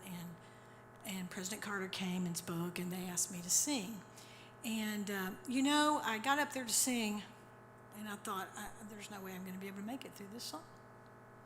Because, my daddy, I'm the oldest. My daddy's a preacher. I played at the church. My dad, because he would like be writing sermons or whatever, and I just, hung out at the church and whatever. And I have another song, because the custodian in our church, his name was Delmas Jackson, also an African American. And so I'm invited to sing at the 16th Street Baptist Church, and so I thought, I don't know if I can get through this song, but I felt it was very important. I mean, I'm at the 16th Street Baptist Church, and again, I felt safe. I was a little girl who hung out at the church all the time, and so even when I was little and this happened, I understood they were putting on their choir robes, and the church was always a safe place for me. And so the older I got, I just thought, it was just kind of unimaginable in a way, the horrificness. I don't even know if that's a word for it. So I got up there, and the ladies, I got ready to sing, and I'm up there in this beautiful, historic church, and there's President Carter out there and all this stuff, like the governor of Alabama, whatever. There's all these Alabama people there.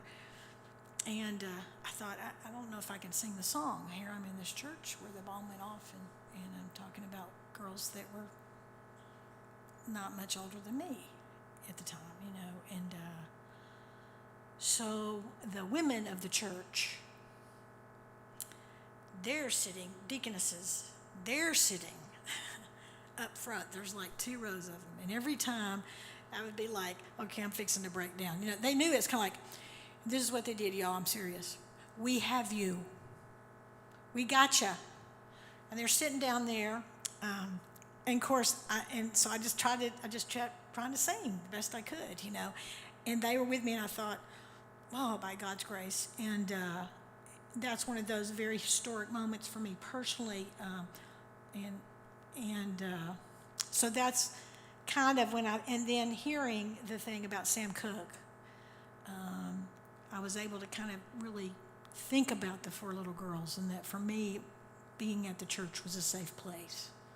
And so, anyway, I don't know if that made sense at all, but there you go. Change should have come by now. Don't you think? We have to work at it. We have to keep working at stuff. Okay, y'all. So, Is there anything that some of y'all have heard me before that you would really like me to try and sing that I haven't sung tonight? Which one? Oh, wow. That's from the... You people.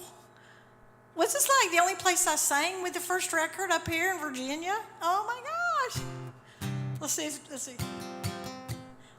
So I think I do it first. Is that it? Get the lyrics out in case I forget them. I sang this one. Of course, I only had one. When I only had the first record, that's the only songs I could sing at every show, you know. So I could still usually like summon all those. It's the newer records which I ended up not singing so much. I think I did it first. Yeah. Get the lyrics ready in case I forget.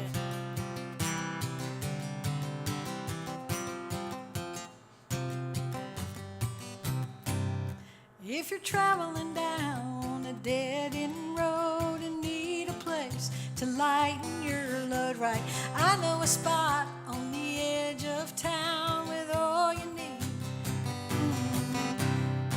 But there's always room at the Jerusalem. Is that right? Is somebody looking at the lyrics and not helping me? Right. I'm going to start again. I'll get it in a second.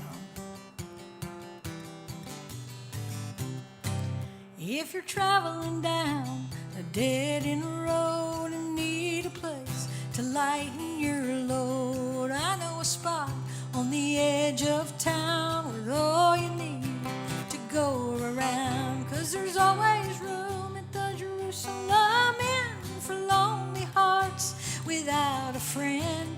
Just open the door and walk right in. You're welcome at the Jerusalem Inn. All right, next verse. I once had a friend whose prettiest dress was not good enough for Sunday's best. They said she was different, not like us. Showed her the way to the bus. But there's always room at the Jerusalem Inn for lonely hearts without a friend. Just open the door and walk right in. You're welcome at the Jerusalem Inn.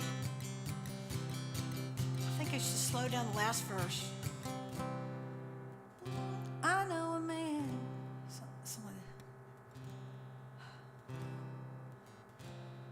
I think it's about Jesus, the last verse. Anyway, you get the picture. Jerusalem Inn. And I got that from the title of a mystery book. I love to read mystery books, and it was called, it's a famous writer, she had a bunch, and anyway, I just love the title of the Jerusalem Inn and the concept of being welcome, which all over, I think, places of worship should be welcoming. I don't care what religion you are, they all say that. So I don't think we do a good job of handling that in our culture very much. So. Wow, y'all, have we sung my whole first record tonight? Is there something I've missed that y'all, oh my gosh. Thank you so much. So, yeah, I mean, so I can just keep relying on looking here. Let's see. Yeah, I'm going to do, this is one, again, from the newest record, which is called Damn Sure Blue, but this is a song called, that I kind of took from an Emily Dickinson poem. She's a strange bird, but I really like her minimal, you know, how she wrote her poems, very minimal. So, and I liked this phrase that she used in one poem called, "This in my heart beside." How good is that? It's a good, you know, that's, the writer in me is like, oh, I think I should write a song called "This in My Heart Beside." So now y'all hadn't practiced this one in a while either. There's too many songs. And the COVID. Do y'all know people who like have real Southern accents, and that's, you met them at the grocery store and they'll go, "Have you had the COVID?" Probably not up here because this is so, you know, everybody's so hip up here, you know, but you know, with that really deep Southern accent, "Have you had the COVID yet?" Y'all never heard anybody say that to y'all up here? Probably not. It's just me when I went to the Kroger store, you know. Oh my gosh. Are you okay, or you feeling okay, or are you laughing? You sure? Okay. You're positive. Okay. I'm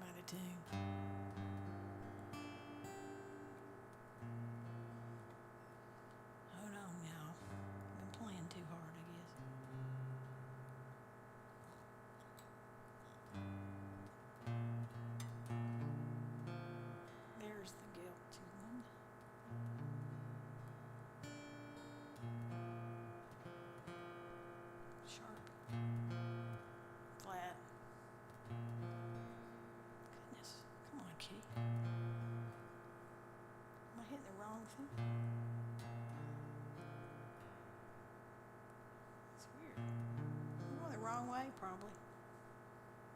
We're having a moment of silence while I tune the guitar. That's the one that's something's going on with it. Do it the old-fashioned way I was taught when I was 8. Right? Still, that it could be the K, but it's not wanting to stay in tune now.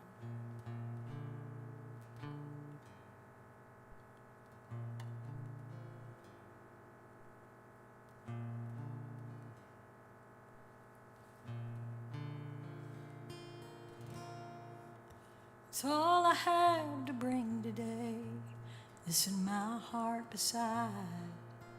Now the blue skies have turned gray, the sun has gone to hide. And cold and dark though it may be, I've got a fire inside. It's all I have to bring today, this in my heart beside.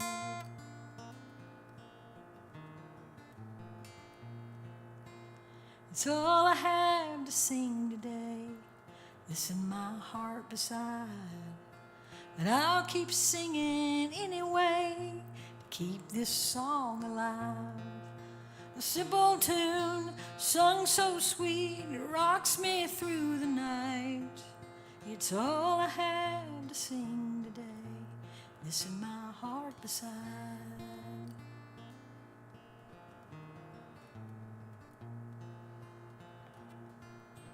It's all I have to hope today, this in my heart beside. Give those lost a place to stay, safe and warm and dry. May that same grace come to me, when in want go I. It's all I have to hope today, this in my heart beside.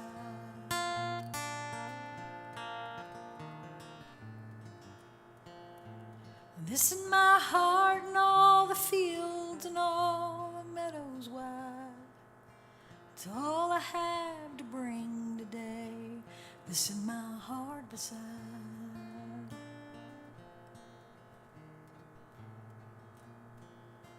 It's all I have to pray today, this in my heart beside.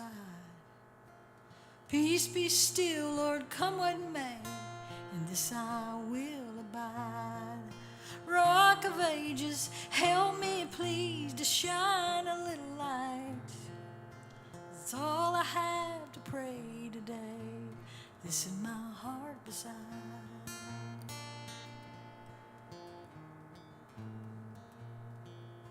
It's all I have to bring today, this in my heart beside.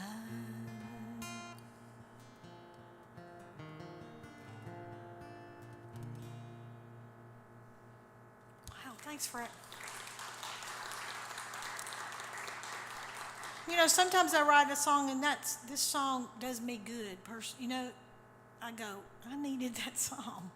It's not that I needed to write that song. I needed those words at that particular time in that song, you know. And thanks for asking about that, because I hadn't sung it in a while, and I forgot how really important it is to me. You know, we forget stuff like that. All the stuff we dealing with in our world that's kind of goes full blast crazy all the time, don't you think? So yeah, any other thing that I can see? I've got my notebooks here, y'all. So now's your time to you know, see if there's something. And again, I can't always say that. As the years went by, you know, and people have been so gracious to me, and I. Through the years, and they still want to hear some, you know, some songs from each record, and then you wake up 30 years later and you can't do them all in one show. You know, it's kind of like, it's a good problem to have. And some of them, as years went by, because people have been so gracious, there's songs they want to hear from the first record, and then and once I recorded in the studio, I just never had the opportunity to sing them live. So even some of the ones that y'all are requesting tonight, I've sung some, the newer ones. That's why they're in the notebook. But some of them I've never ever as the years went by, I've just never ever ended up singing them at a live show because people have been so gracious and wanted to hear stuff from songs from the levee, and it's just been a gift from all of y'all. So thank you so much. I was trying to think. There's something that seemed to cross my mind that I wanted to. There's one I don't think that. Where was the song? Someone asked, and I thought I didn't. I don't think I've got it. It was before the break. Joe Lewis, and I can't find it. I've got, man, I am a bad entertainer tonight. I can't, because that's one of my favorite songs. I just haven't sung it in so long. Got Joe Lewis's Furniture in my den. 12 years running, world heavyweight champion. And in my, he's the best there's ever been. Right? That's the chorus. So what key to God, Joe Lewis is from in my den. 12 years running, world's heavyweight. And in my book, he's the best there's. And you can't take that away from him. That's the chorus. There you go, y'all. I got the chorus. God, Joe Lewis's furniture in my. If I can figure out what key. It's just not any of my notebooks. 12 years running, world heavyweight. I think I had it on. I've got Joe Lewis's furniture.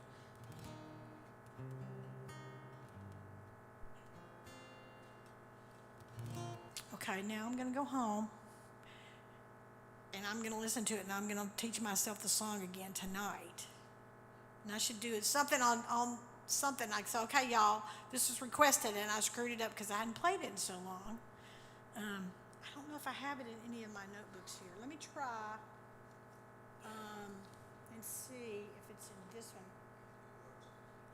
Okay, yeah, if I can get my, I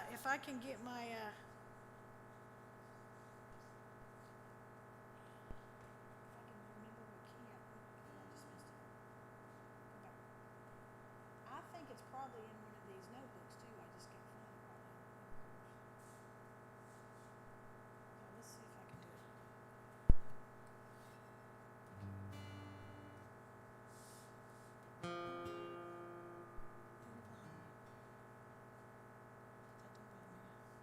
I know it. Let's try to see. Bought it at an auction 10 years ago. Float like a butterfly, sting like a bee. I am the greatest, said Muhammad. This is good. This is a great song. Why haven't I sung it in the last decade?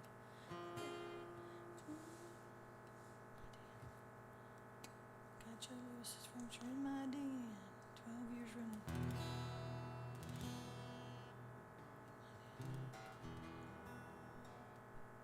Go butterflies. Oh man, I'm not hearing it. I feel I'm letting you down. Let's listen to it and then I'll figure it out. I'll just push like what button on your phone? This is from my website. We can just, yeah, and then I can find the key. And then I'll figure it out. I'm a professional, can't you tell? Oh, can't remember if I did it in first position. In my den, 12 years running. My book is the best there's ever been. And you can't take that away from. Okay. I wonder if I had done up here in this.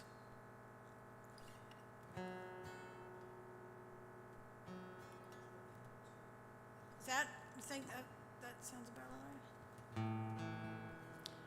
I'm telling you, well, I put new strings on the guitar, and this is what happens. They get out of tune when they're new. That's why y'all are making me sing on this tonight, and they're getting better as we go along. The strings. Not me, I'm not. Joe Lewis is.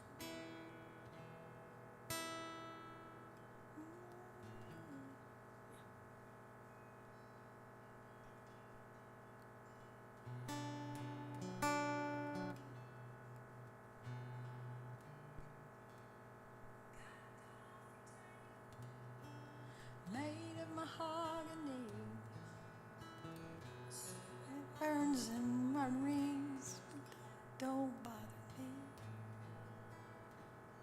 Bought it at an auction 10 years ago.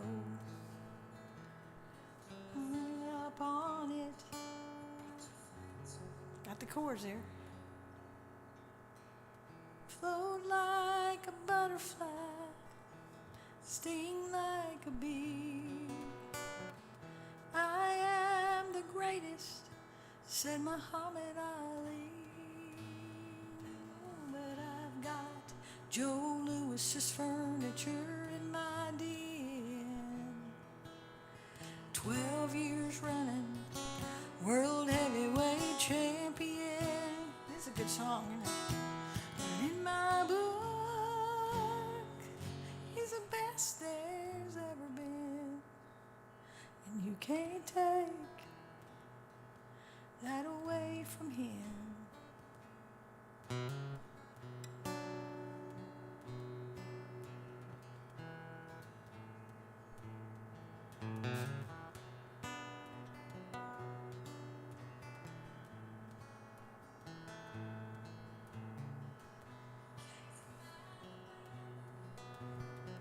He didn't come from much. On his way up to the top and lost his money to the government. Here I sit in his old chair. Something about this don't seem fair. Float like a butterfly, sting like a bee. I am the greatest, said Muhammad Ali. Oh, but I've got Joe Louis's furniture in my den. 12 years running, world heavyweight champion.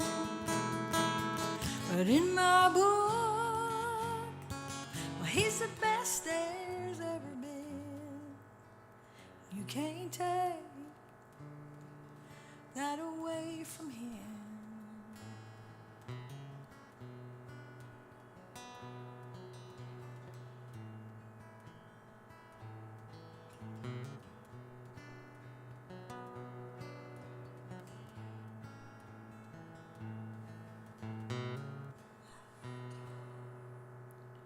All my life,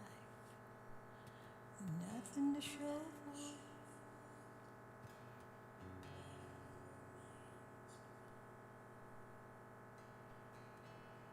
Oh, like a butterfly, sting like a bee. I am the greatest, said Muhammad Ali. Oh, but I've got Joe Louis's furniture in my den. 12 years running, world heavyweight champion. But in my book, well, he's the best there's ever been. And you can't take that away from him.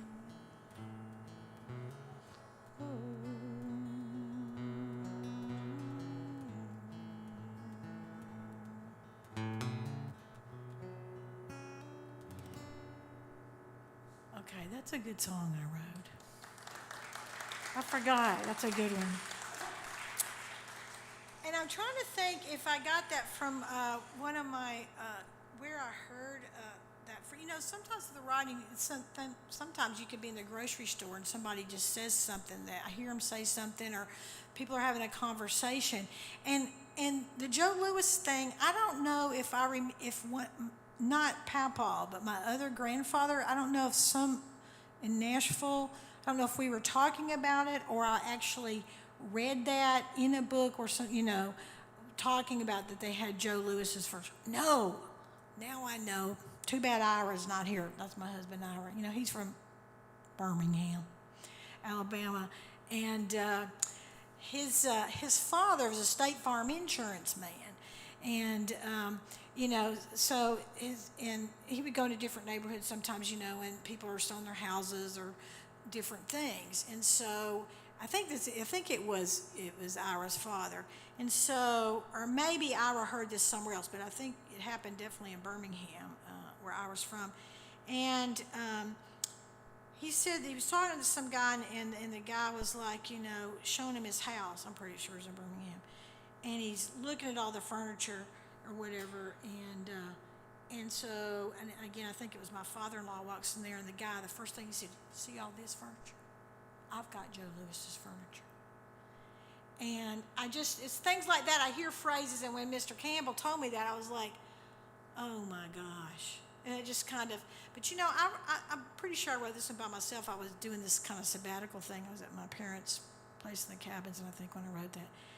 And it was one of the things that, even when I was a little girl, you don't know it when you're a little kid writing, thinking about music and stuff, but it was that summer that I spent a couple of weeks up there at the cabin by myself, and I started thinking about Joe Lewis, and it was just one of those moments that I had when I was 16, even though it probably wasn't a good song I was writing, but the process and thinking, I want to write this song, and I spent like the whole week there. Every day I would get up and think about Joe Lewis's furniture.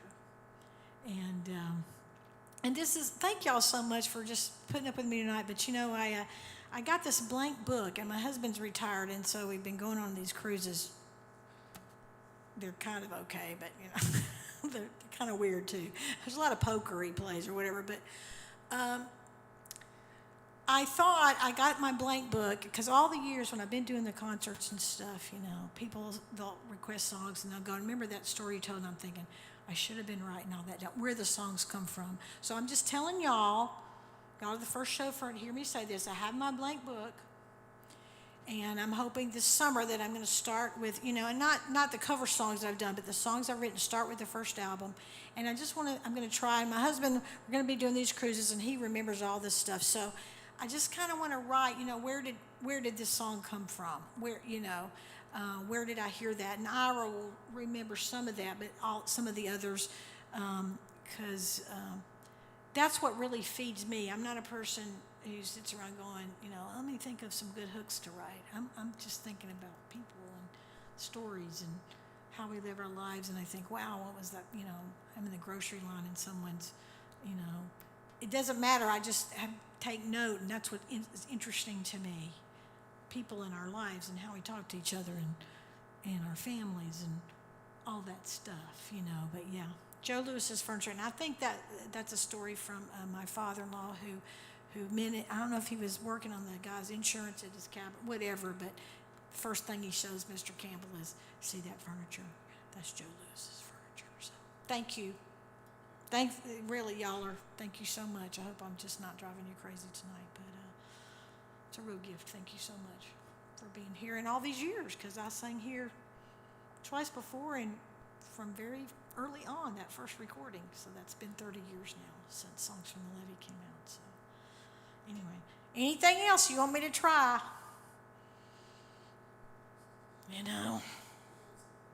Oh, yeah, now, see, I bet I don't have that in my notebook.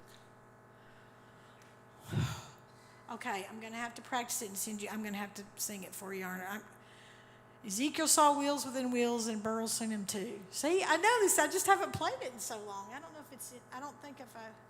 Ezekiel saw wheels within wheels, and Burl seen them too. I don't know if I read that or someone else, like Mr. Campbell or somebody said that, and I went, what? It might have been a painting. I like art and outsider art a lot. And it's possible that I saw the Ezekiel saw wheels within wheels, and I saw that in some outsider art phrasing, or maybe down South Alabama or somewhere. That's what I'm thinking now. And of course, using the Old Testament, the weird things from the Old Testament, like Ezekiel saw the wheel and all that kind of stuff. It's just like awesome stuff. All right, so I'm just going to have to come back and practice. I'm going to go home and practice, then see y'all, or we'll do a Zoomy thing.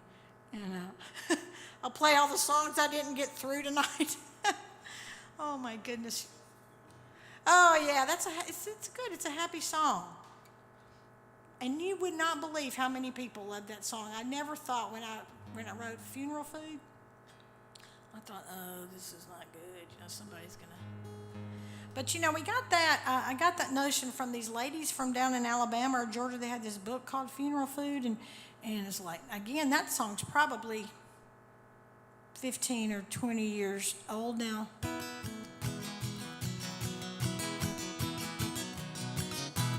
Forgot what album it was on. And,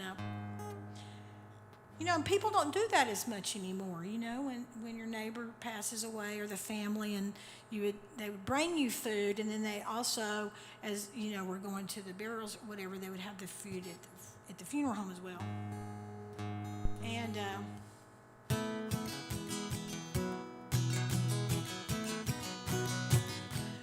So this is how it starts. So there's a book these ladies wrote. I think they're from Georgia or somewhere like that. And I saw it, at Barnes & Noble or whatever. Because I like all that kind of weird churchy stuff. And then I think maybe I heard an interview on the radio or, something like that. And so then one of Ira, my husband's family, it might have been Meemaw's funeral. So we go down, to Birmingham. We go down to Birmingham, and I'm sitting around with the Campbell family or whatever, and they're talking, and they've, Meemaw is at the funeral home, whatever, and this, and I don't know if my mother-in-law or who was there at the funeral home or whatever, but this woman, she was probably Sunday school with Meemaw or whatever. She comes up to the casket, the funeral home. She goes, Meemaw always looks so good in blue. And, it's just stuff like that I think it's kind of fun. It's old, it's just kind of like, am I going, well, she did look good in that, she was dressed out good and she did look good in blue, So, but it got me thinking about, because all the food, everybody was, they had the food at the funeral home. And then, of course, Meemaw was in the other room or whatever, but, that's just an old time. Not everybody does that anymore. But I thought, funeral food, okay. Now, see if I can remember what key.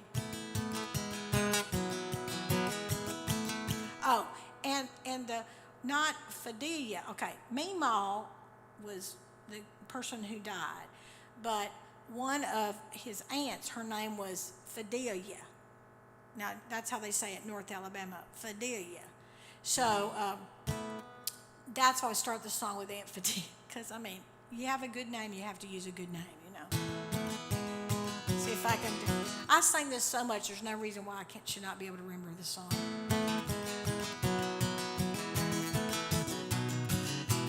Aunt Fidelia brought the rolls with her green bean casserole.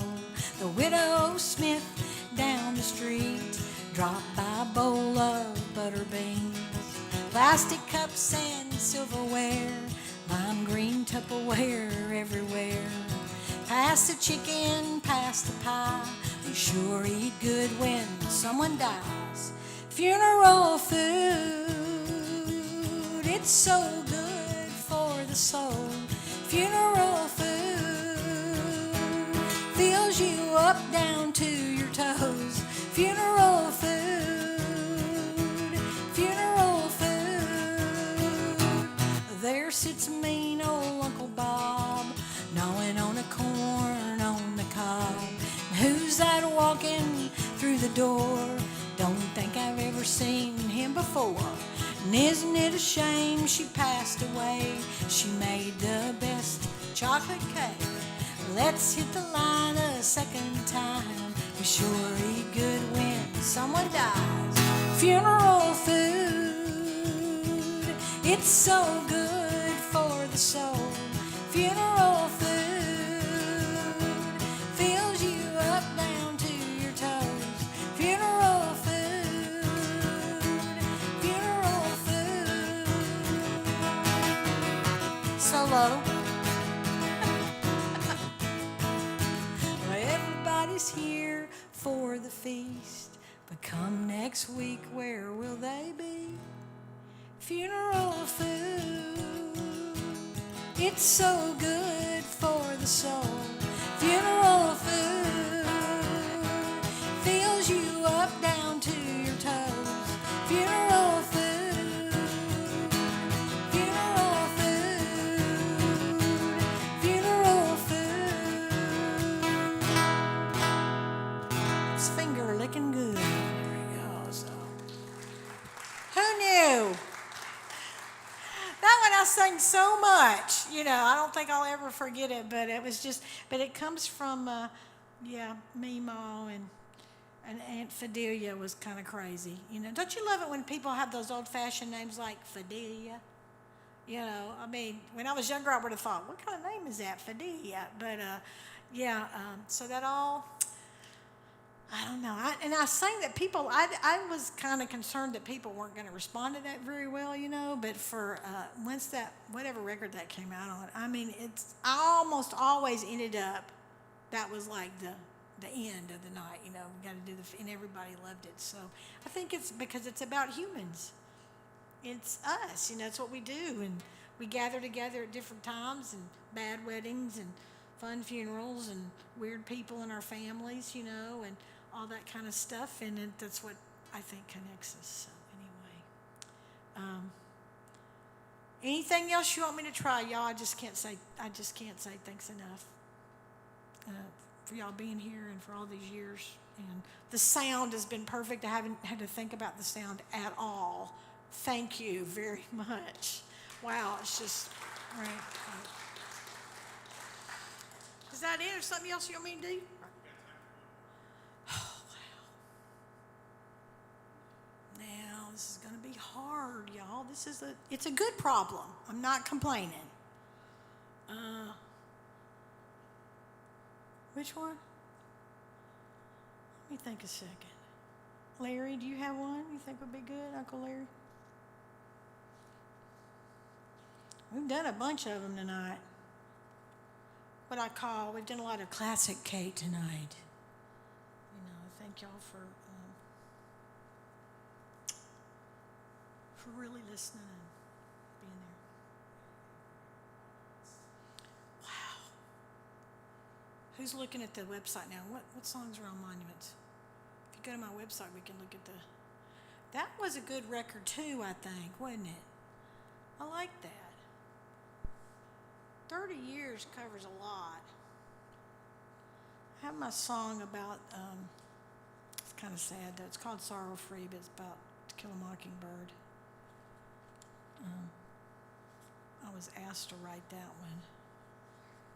We did Tupelo, my Elvis song.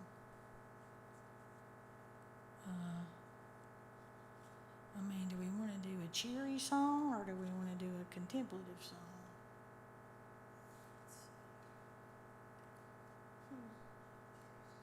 I think we need cheery. Don't you? Funeral food's kind of cheery in its own special way.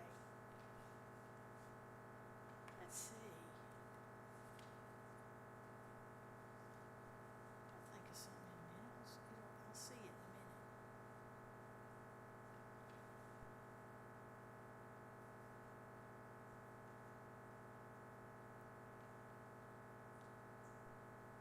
This in my heart. We did some good ones tonight, y'all. Thank you so much. You remind me of stuff. I got to work on my book, don't I, so I can get all the stories down for us. Hold on a second. I have a notion you need to go. I think we did. A real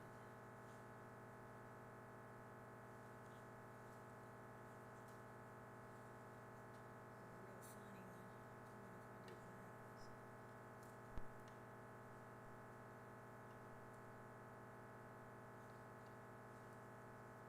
I don't know if I did that. I have this weird, I have some of my strange, I kind of have a couple of gospel things of a kind of. It's not your typical gospel record by any means. But we did Jesus and Tomatoes, right?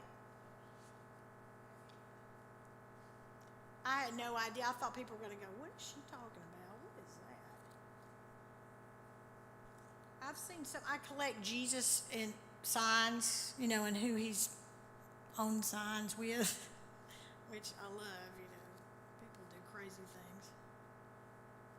This is kind of I just like it. It's called Shining Like the Sun. I don't know if y'all have heard Shining Like the Sun, but to me, it's a positive positive song. It's not humorous or anything like that, but I haven't done it in a while, so it's kind of, I forgot what album it was on. Let's see if I do it in.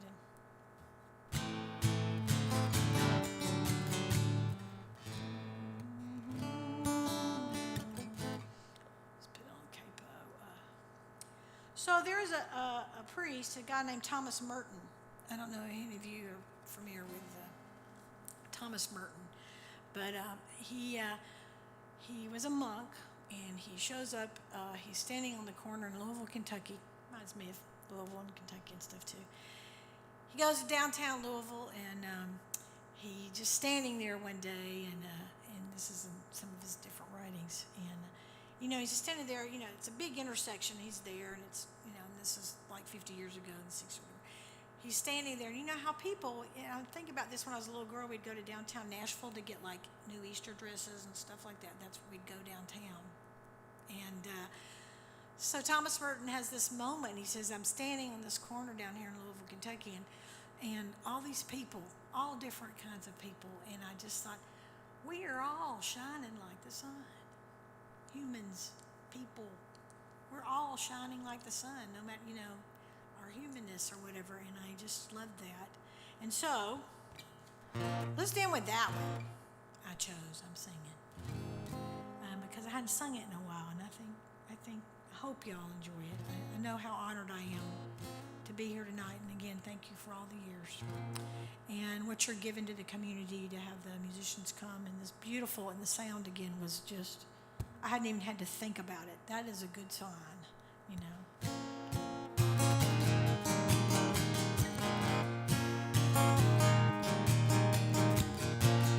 Fourth and Walnuts, 10th and Main. Anywhere I'm standing, we are all the same. Every single beat, every single breath, every single day fades into the west, shining like the sun. We are all shining like the sun. Earth and heaven, diamonds and tar, hold a flower, touch a star. Sorrow fills my eyes, tears are gonna fall down into the river, where they will all be shining like the sun. We are all shining like the sun, shining like the sun. We are all shining like the sun.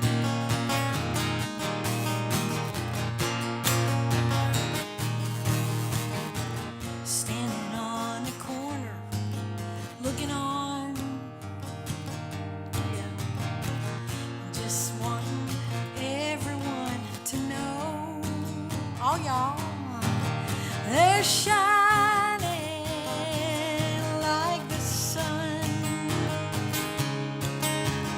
We are all shining like the sun, shining like the sun. We are all shining like the sun.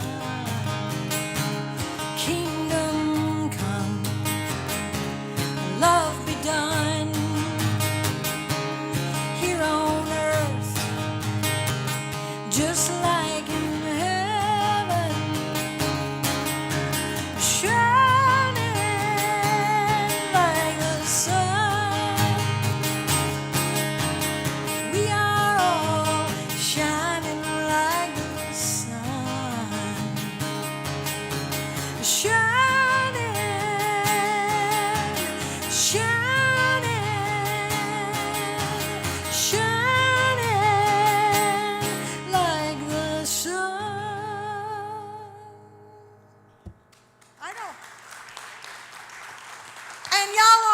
Thank y'all so much, and it's so good to see you. And I haven't sung that song. I don't know if I've ever done that here. I don't think I did Shining Like the Sun, but thank you. Thank you. Another hand for Kate Campbell. Woo-hoo. Next time I'll know my songs better. All right. Did you enjoy that? It's always great when we have a night of live music and stories and everything else. So glad you came. Without an audience like you, we can't put on these events. Come in June 29th again to come see Dave. He's one of my favorite performers. Yeah. And I'm really looking forward to seeing him, so come join me so I won't be by myself. I don't think that'll be a problem, but we'll have a good time next month. With that, everyone drive safe. You don't have to go home, but you can't stay here anymore. Good night.